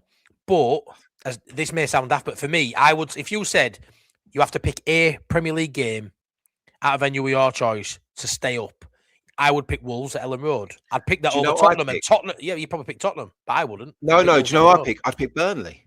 So that's all right, because I see we've got a couple of games after that as well. Exactly. Absolutely. All right. Let me pose you that question in a different way, right? So, going off the last 10 games, would you rather play who's bottom of the league or bottom of the form league in the last 10 games? The form league. Because I'd be picking the form league. Yeah, well, that makes sense, doesn't it? So that puts my method out. That puts my logic out of saying I'd rather play Wolves than Spurs at home. But the Spurs will be bottom of form league, and Wolves are flying fairly high on it. But Wolves are 7th, Spurs are bottom, but Leeds are 3rd bottom. So Wolves are 7th, lads. 7th. Crazy. Just getting formed, don't look at time. But you watch their games of football, right? They're still not a well put together side. They're not blowing teams away. It's not structured to go, or they control the ball and everything. They're doing enough. They're doing enough to be 7th in the league, though, mate. They're doing enough to be 7th in the form league.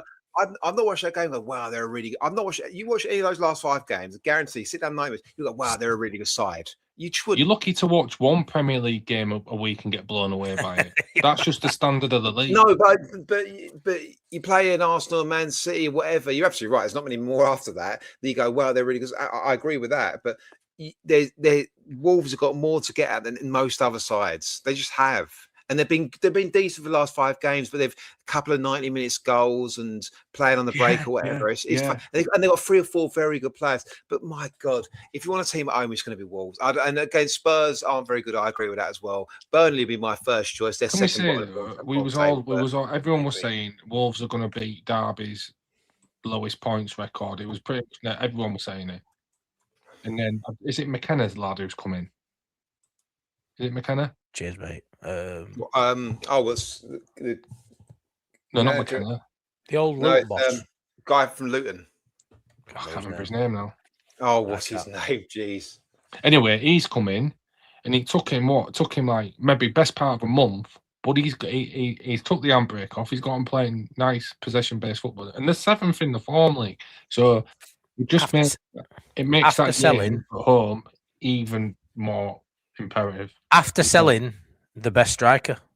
Yes, and upgrading to Adam Armstrong. Mental, isn't it? It is meant to say, like, yes, they're 7th. I'm in the 7th form table. Again, I've watched a lot of those games. Nothing they do scares me in the slightest. I don't go, oh, I'm really worried about this player. Mane's a good player, the winger, young lad. You know, I will say though, lad. Yeah, he's a good player. What I will say though is I don't think the Leeds are doing much to scare anyone either. Exactly. That is it, and that is us, and that's what's in our control to do better. And that's why when Precy says I'm talking a load of shit by saying at this point I was with the Brentford game, how shit we were. I'm like, no, we were shit. That's the problem. And if we take that shit performance into other games, we'll keep being shit. No, yeah, it was shit. Got to remember as well, a point away is a brilliant result if you're winning at home. And we've had 2 back-to-back losses, then a draw at home. That's three games at home, 9 points available, only taken 1. So these draws away from home, you know, are good, but not if you're not winning at Ellen Road. So something has to change, boys. Tough game away at Old Trafford. But then if you're going to have, you know, out of the 3 games, you've got a trip to Bournemouth, but you've got back-to-back home games, Wolves and Burnley. Got to be looking at 4 minimum. 4 minimum. 6 has to be the goal. But yeah, lads. That's your season. That's you on the beach. That's 39 points. Of course it is. Do you know, like, our last 5 games, we've played 5, won none, drawn 3, lost 2, scored 1, conceded 3. I mean, that is just awful. That's so boring. But lads, currently, I think we're on the same amount of wins as West Ham, same amount of wins as Tottenham. Currently, it's the draws that we're all unhappy about that are keeping us out of relegation zone. Yeah, but you know what? If you look at the table as a whole, right, and then I said it last week. I went into this. Games we've lost 12 games this season. You know, Fulham in 9th have lost 13. Brentford in 7th lost 11. The draws is what's costing us more than anything else. Not knowing, understanding how to get games through to wins. And people, I mean, and I appreciate their points. You can slant it both ways to say it's a positive and negative. For me, it's a negative. Marcelo Bielsa's teams are brilliant because you didn't draw games of football. You won or you lost. Yeah, and we won enough to get out the table. I think we play such. I think there's a thing the other day. We've been hit on the break once this season. Which there's been 1 goal against us in transition this season. It's something like that, if 1 or 2, and that is bizarre because I say a lot of teams try and score goals, but it just shows how many players we don't let get ahead of the football. We're always playing. That rest defense is always lots of numbers. Everyone's backing up. Like we move Rodon into right back from a back 3 play to build up in a back 4. He never gets beyond the ball. Of course he doesn't. Bogle doesn't get beyond the ball. Gudmundsson doesn't get beyond the ball, does he? You never see Gudmundsson making a run and being pinged twice a game maximum. You know, we don't run beyond the ball, and that's part of our problem. We don't get in the box that regularly. We don't overlap. There's not enough movement there, and we don't get a ball forward quick enough. So we're left with nothing. And I know I'm going on and it's boring. We've got a point against Brentford, but it can all just change with slight tweaks to make us much better. That's what I think. 100%. Anyway, boys, in a word, Leeds stay up. Yes. Yes. Yes. And if they don't, I'll be absolutely fuming because they're going to ruin my World Cup summer, and I will be fuming. I will take that personally.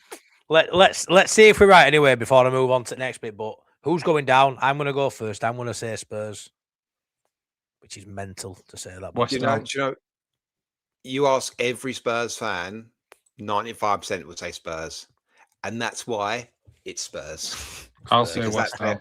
They're actually the whole club's shit. I'll say West Ham because they've been in the bottom 3 for what, 5 months now. Yeah, that's the thing is with West Ham, you bang up money to a degree because they've had an upturn in form. They've actually been doing quite well, and guess what? They've not got out of bottom 3 still. So there's something in that, isn't there? That no matter what they've done, they've still not got out of it. Yeah, I think they'll dip off. I don't think they'll continue this form that they was in till the end of the season. I think it'll come to an end. I think they'll just pull up short. It's a fair point, is that, to be fair, mate? Right then. Next part. Who this week is in Matt Heath's teeth. I'm in total disbelief, but who the hell is that in Matt Heath's teeth? I never get these. Each week, I put an ex-Leeds United player in either Matt Heath's teeth or in between Tony Dorigo's toes. If it's the first time you're watching, this is the most random bit of YouTube you will ever fucking see in your life. This week, who is in Matt Heath's teeth? I think that's big enough for you boys as well. I think that's big enough. I put him fairly big there. Oh, I've got it. Oh, hold on. Don't say you haven't got that. I haven't got it. No. You haven't got that. Go for it. What could I give you to show I've got In a it? Strongbow shirt. Can I read some clues out so chat can have a little minute, right? I can't no, see. I okay. can't Right, see. hold on. No, but I can't. I want to know. I don't want the clues. Put it in Right. the private chat. Put it in the private chat, and we'll tell you. And we'll do it if you're right. Yeah, put it in private chat. Go on. I can't see it enough. I can't see it enough. It looks Loads a of bit people like putting Robbie Fowler to me. Loads of people putting Fowler. Right. AG, you bugger, man. Right. So I sent this earlier. I had a conversation with, I was speaking to Jer earlier, and I sent this to Jer, and Jer said Robbie Fowler, and it were wrong. So Champions League regular, briefly. Despite being signed as squad cover, he was famously thrown into the deep end during the club's 2001 Champions League run. He made 4 appearances in the competition, which shocked me, to be fair, including the start in the 0-0 draw against Besiktas and coming off the bench in the iconic 1-1 draw against Barcelona at Ellen Road. The Viduka connection, he was in the midfield for one of the most famous games in the club's Premier League history, the 4-3 victory over Liverpool in November 2000. He played alongside his fellow Australian compatriot, Matt Viduka, who scored all 4 goals that day. The workhorse midfielder signed from Parramatta Power for £250,000 in August 2000. He was known for his height. Never go, because I never get these right. Yep, go on. Never go. And it's probably wrong, so I'll probably just look at it. Why don't you just looked in private chat? No, I've got it on full screen so I can see it. Well, and it'll be wrong anyway, so people can just laugh at me. Jacob Burns. Jacob Burns is correct, lads. It is correct. Did anyone get that in chat? Right, so I've got Gary Kelly, Fowler, not Robbie Fowler. Well, we don't speak about that one. I need to grab. Yeah, that I think that's a fairly biggish one today. No, am I wrong? And I did not even look at the private chat. I promise you, I actually got that. I'm proud of myself. Jones. Yeah, Craig Smith, well played. Lou, all I'm going to say is you'll never see me put anything to do with Harry Kewell in here, which is a shame because he was a good player, but I'll never put out Burns, Avi. There you go, Sloop. Yeah, I tell you what, AG, I am impressed you got that. Can I ask it scale-wise? Was that okay scale-wise? You got it well. I got it from. I can zoom in. AG.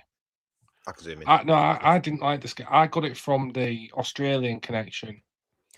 I was surprised at how many Australians played for us that year as well. I can't remember, there were another one, but there were Jamie McMaster, him, Jacob Burns, and there were another one as well. I can't remember. It was Hay, it wasn't he New Zealand? Hay, the centre back. I think so, yeah. There were about 3 or 4, mate, including obviously Harry and Viduka. There were like quite a few. That we put out some of the worst Champions League. I mean, Jacob Burns was terrible. We had Harpel Singh, Cansdale Sheriff. We had some like random people up. I shouldn't have said I used them on another week, but yeah, Jacob Do you know Burns. what it is, right? Do you know what breaks my heart? What breaks my heart is everybody, including you two, probably thinks I've cheated on that, and I didn't. No, I'm with you on that one. I thought the blue shorts might give it away as well because I remember blue shorts being that time, like 2000, 2001. But yeah, I thought that was good on that, boys. Ian Rush's tush, says Robbo. Smash a like, yeah, please smash a like as we go into the last segment. Have we got 100 likes yet? I don't know. Let us know, Top Banana. I can't see, but let's get 100 likes before we leave. And the last segment is Star Chats. It might be a little bit loud, just warning you.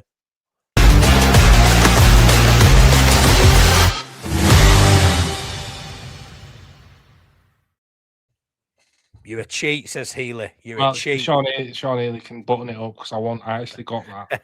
No, you did. Right. So where am I? Let me get rid of that one. The Leeds gamer. I want DCL and Metro up front as a 2. Can play Aronson or Tanaka as an attacking midfielder.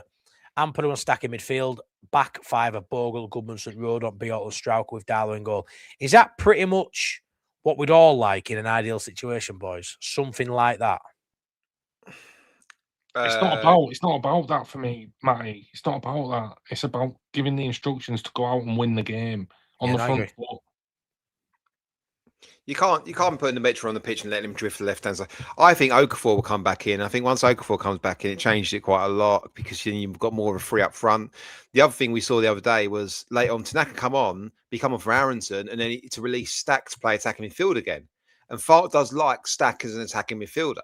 So I think for Fart to be attacking, you probably play Stack attacking midfield. So, but I think we may see with Okafor back fit, Okafor, DCL, and Aronson. He's going to play Aronson in every game now. He just will. And I say, I Yeah, know I well. had a long moan about it a long time ago, and he had a very good phase. And I said, I think he's picking him to the detriment of the style of our side. And that's really harsh on Aronson. I think he's had a pretty good season, actually. But I just don't like him being in there because I want to play a different style that he will not suit. I And agree I with want that. to play two up front and play more direct. And playing him attacking midfield doesn't make any sense to me. I don't. He's not in there for any particular reason. I'd rather play two up front. I'd rather Longstaff, Stack, and Ampadu and release Longstaff and Stack to get in the box. I'd rather Longstaff as in the team. And so I think he'd be more solid then to and play that midfield three again with two up front. I quite like that idea. I prefer that idea over lots of other ideas actually. But and let Stack get forward and crash the box. But I don't think Fark will do any of that, and I think we'll probably see Okafor and Aronson. I don't mind seeing Aronson. I don't mind seeing Aronson as long as we're sent out to press. I think pressing Aronson's a good asset to us. I think he harries and he rushes, making bad decisions. So I don't mind it. But for me, it's play Okafor as long as he's fit enough to play from first whistle, from kickoff. And as direct as possible, and try and squeeze up the pitch. Stop giving. I can't be asked with us giving defenders so much room to just methodically just play out from the back, wasting so much time as well. Football's so easy, especially for a defender. If you're marking someone can't go past you, they're just not going to go past you. And we picked that like, team with Brentford. And we did have one player in the team that could beat a man. There wasn't one in there. Even Gudmundsson does it really. It makes your job a lot easier, doesn't it? When you know you haven't got to worry about that. You can go as tight as you want. Go as tight as you want because you know Aronson isn't going to spin you either. Most times you can go tight with him. It doesn't make any difference. He's not going to beat you. He's not. I'm for Aronson. I say he's been very good. And I think he's been slightly misused and being overused now for me. And I get the pressing thing, but Brentford just went beyond that. And I don't think Wolves are going to pass around the back, and I don't think Burnley are going to pass around the back. I always think coming to again with Farke, obviously you have your favourites, but I always feel like when you're out of form, certain players just don't get the opportunity to play. But someone like Aronson is always allowed to try to play through his poor form. Like, look at Tanaka. Like, a bad 20 minutes, a bad misplaced pass, you're out of the team for the season. Not the same. Aronson can have 3, 4, 5 bad games, and then eventually he'll hit 1 or 2 where he plays well, and it's, look what Aronson can do. But he's allowed to play through his poor form all the fucking time, and no one else is. I think metrics, isn't it? He loves his metrics as far. How many yards have you run? You know what I mean? What's your max heart rate? But any metric is good if you're looking at the right ones.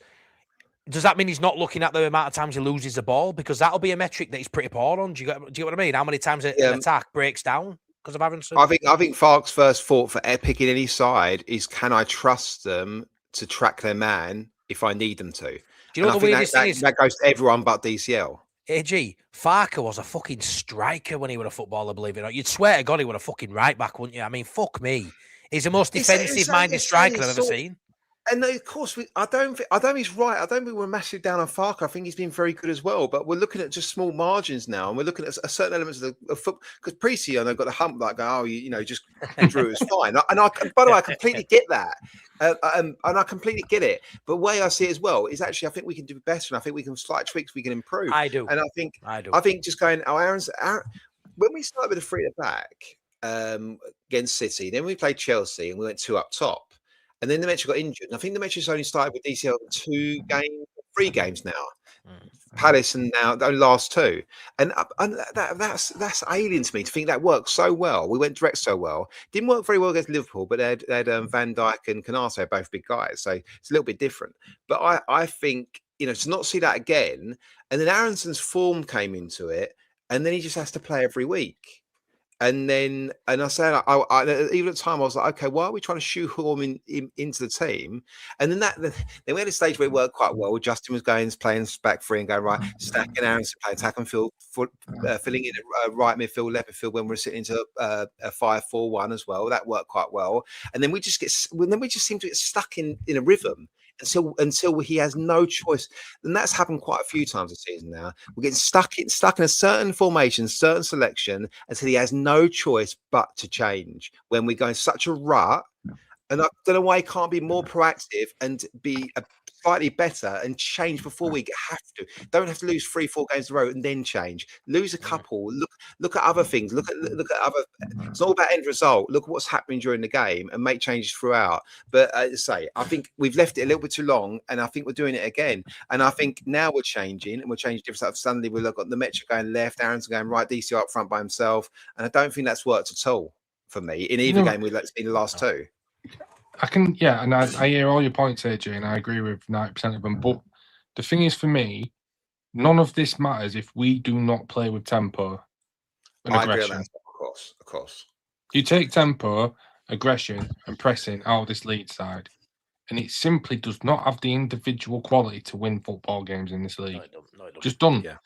So you've got to run hard, you've got to press hard, and you've got to pass with tempo, and you can't do the safety first passing thing, which is sideways and backwards.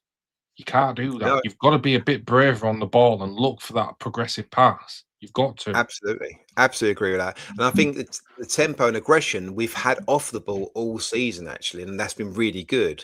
But it's never matched on the ball because the defensive thing. And I say any game, and same Palace first half or against Brentford, every third, fourth pass seems to be back to Darlow. For him to boot it long. Why can't someone else? Why can't we plan to boot it long? Why can't we plan to play diagonals? Why can't we plan to lift it in, turn teams around? And also, but then you look and there's not enough run. If everyone's facing the ball and no one's making runs, like if everyone's facing your goal in build up, where'd you go? You're playing to Bogle, marked by a left back. He hasn't got the ability to spin him. Like he just hasn't. So like Aronson hasn't. He's better at it. Stack hasn't. Nemecha hasn't, and I think we're picking sides. And I say in that formation, I'd love to sit down with Fark. Obviously, I'm a dummy, so he's not going to do it. But I'd love him to explain how he thought we were going to score during that game of football. I love the simplicity when we went long ball and when territory went long throws and corners, and then we stopped picking a corner taker when Stack was injured. We didn't have a play. Justin was taking corners. And that's. I mean, so I think there's lots of plot holes in all of this. Of course there is. When I'm watching games like that, especially against like the Palace game and the Brentford game, the only way I saw I was getting a goal was either from a foul on the edge of the box, a corner, and that's about it. And that's bad. Yeah, of course it is. And just to read this comment out at the top of the answer, AG, stop calling out Farker. He's got us in 15th, better than most of the start season. Yes, it's true. But top banana, you also said you think we'll finish 10th or 11th, right? Which is probably the difference in the shortfall of points of what we should not should be, because we have no right to be, but I think of how we've played in certain moments in games.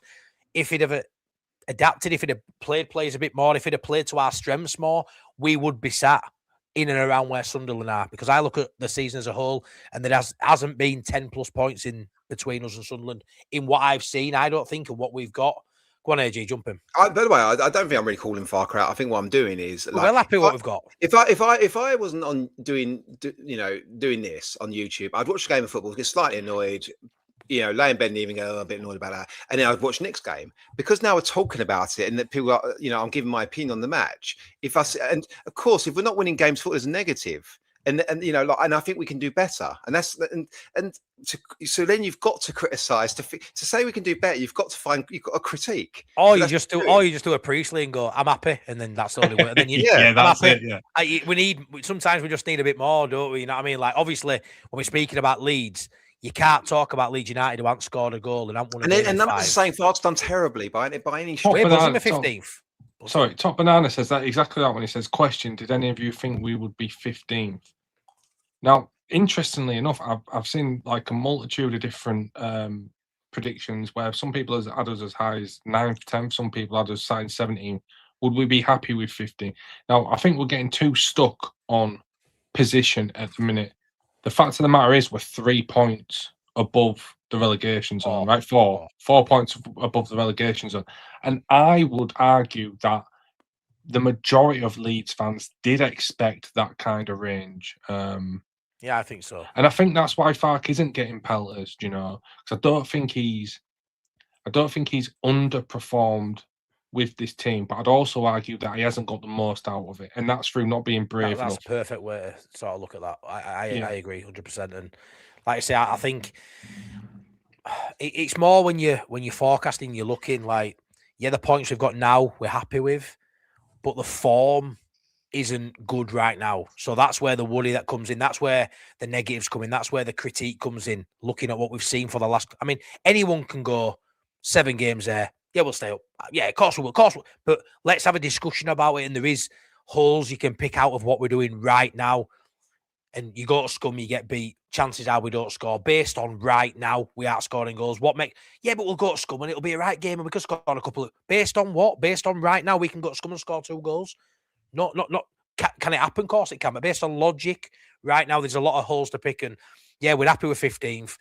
I think we stay up. We all think we stay up, and we're all really happy with Farker. The conversation then comes in the summer.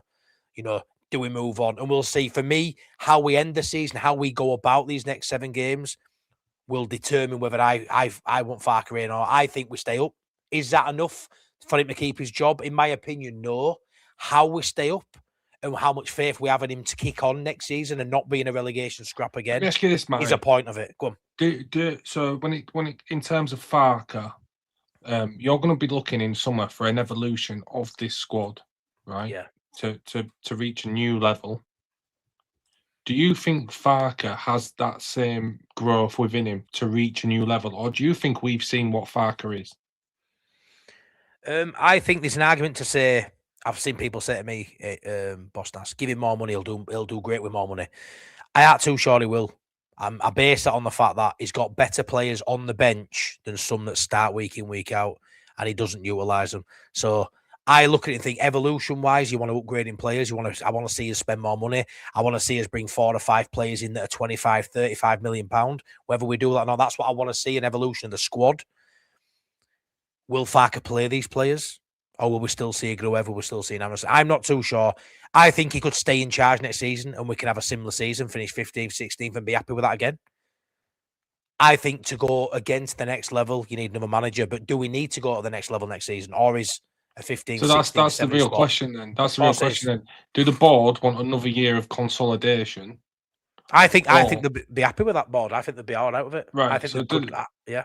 Do they want another year of consolidation in the league, bringing in that Premier League money, this, that, and the other? Or do they want a chance their arm to do more with the risk that we could do less and then fall down because of that? That's. I think as well that and it's a bit of an unfair thing to say in lots of ways. If Fark leaves Leeds at the end of the season, no other Premier League club is going to employ him. I need that guy. No one. I think if we stay up and he leaves, there could be a side like with 8 games to go next season. A promoted side. What about a relegation threatened side next season with 10 games to go? If Fark keeps us up, I don't think they would. I don't think he's that guy. But at the same time, it's a risk. If Leeds got rid of him, it is a risk because there is good things what he's done. He gets the players fighting. I said it last week. You see some teams, they just stand off teams of 5-10 yards and don't even engage. He's got the team, the first level, fighting for each other, for the club, for him, for his staff, and they run further than anyone else. And you're obviously very good at what you do to get that out of the players, and we're pretty good to where we've been. But I say it as well, but when you talk about the game and some of the tactical thing, the game against Sunderland, for example, was criminal. We set up criminally. We set up criminally defensively. We played defensively. We played slowly, and we lost that game all by ourselves against a poor Sunderland. Sunderland was terrible. And, it's a one-off game, don't get me wrong. First was it third quarter of the season, whatever it was, and then he changed. And I say, and I will stand by, the longer Fark's had a back three, the worse it's got. Well, yeah, the more he's got his teeth into it, the worse it's got. And I stand by that. I'm willing to nail my flag to the mast now and say that I would move to a new manager for next year, just because I don't necessarily enjoy the style of football that Farker plays. Just as a fan watching the games, I don't enjoy the style. I want somebody who attacks football games more eagerly. Now you look at managers that are on the market that might not necessarily be in the market when we're looking, but I take a Roberto De Zerbi tomorrow, straight away. It's interesting. It's a risk.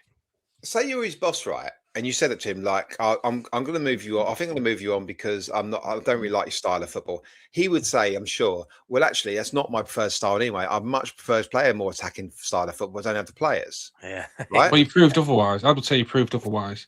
You shipped out Largi Ramazani, who's a creative left-sided winger. That's direct. I'm sorry. Gross, There's Tanaka players next within season. this. There's players within this team to play a more attacking brand of football with the players that he's got this season. Yeah. So that just doesn't stand up to me. Yeah, But that's just again, that's personal preference. I have nothing against anybody in the chat saying the guy's kept us up. He deserves another season because I can totally see that. No, 100%. I completely get I that. don't And think any of us are fuming if we stay up and he's still in next. I don't think anyone's going sack him, sack him, sack him. I think if we get asked with a question, all three of us would probably say upgrade, which I think is fair when a lot of us would upgrade the players. So I think it's fair, conversation. But I don't think any of us is fuming if he's still here. If we stay up, I'd be annoyed if he started next season. Or would you? It actually would annoy you. Yeah. Do you know what? Do you know? Sorry, Can can I just say my prediction is? I don't And want this him, is though. based off things outside of Leeds United. I do think he stays next season for the simple fact of the three teams coming up. I don't think can survive in the Premier League next year. So I don't think it's a risk to keep him. It's easier to stay up next season for us than it was this season. So if we do it this season with a bit more investment, Yeah, I think absolutely. we'll stay up next season. That's the thing, isn't it? Like, so we go into the summer, the three teams get promoted. You're miles ahead of them already with the good players you've got. And then if you spend another 100 million, you should lump on because you should be able to buy better players again than they can because players we're established side. We've got some good players. Players want to come to the club. Stack made his German debut tonight. You know, things like that all help. So yeah, absolutely. If you spend wisely again, which we did spend wisely in the end last summer, as it turned out, and I always thought we did. I was never knocking the players. We had lots of discussions, and I've said many times, if we're saying the players aren't good enough, we're absolutely fucked. So let's all just give up. So you know, let's find a better way to make this work. And it took a while, but I say, and we're slipping again now. But that's it is what it is. And I say as well on that, AJ, and I think you'll be in the same kind of thought process as me here. I'd much rather don't bring 12 million pound players in. Just give me 35 million pound. Oh, 100%. I think that's the opportunity, and that I'm sure we'll do a video on this at some stage. But that's the really interesting thing, isn't it? Because everyone goes, get rid of him, Deadwood, get rid of him, Deadwood, and you're left with like 15, 16 players. So then you can't just buy free. So I think we've got to be. It's very, very selective in what we do this summer. That makes it's got to make it all make sense. And I think that's harder with Fark in some ways because a lot of the players. People talk about Ramazani coming back. Will Ramazani want to come back for Fark? I can't see it. I can't see it. Ramazani won't come back. Nonta will go. Tanaka will go. Yeah. But with a change of manager, then there might be a few people stick around. But yeah, like I say, we're all happy with the job he's done. Now we're all a little bit nervous about the end of the season, but we're all confident we'll do enough. So, boys, I think we will leave it at that. Just want to shout out a Quinn really quickly. Bill, as always, for his donation of a membership, and obviously Abdul Rahman Al Khalifa as well over in Bahrain. Just reiterate what I said earlier. Hope everyone's safe and doing okay over there, mate. But yeah, thank you for your super chat as always. Absolute legend. And thanks to everyone in the chat who's tuned in, watched the watch along for the England game earlier, a bit of a drab game, and then tuned in for late night Leeds. Decent numbers again tonight. Thank you so much. Yeah, anything to add, boys? Come on, the Leeds. Go on the Leeds. Go on the Leeds. AG, give us a positive line on his way out, mate. That's from Manana. I was trying to think of a wider world one as well. I couldn't think of that. Trump will die soon. We'll leave it at that. Also, people, don't break the bank. Don't break the bank on your England kits. I think some of the prices of them are absolute disgrace. Get yourself to DHgate. DHgate. We'll go with that. Smash a like on your way out. Subscribe if you're new here. Thank you so much for tuning in. Have a great weekend, everyone. Love you all. See you in a bit.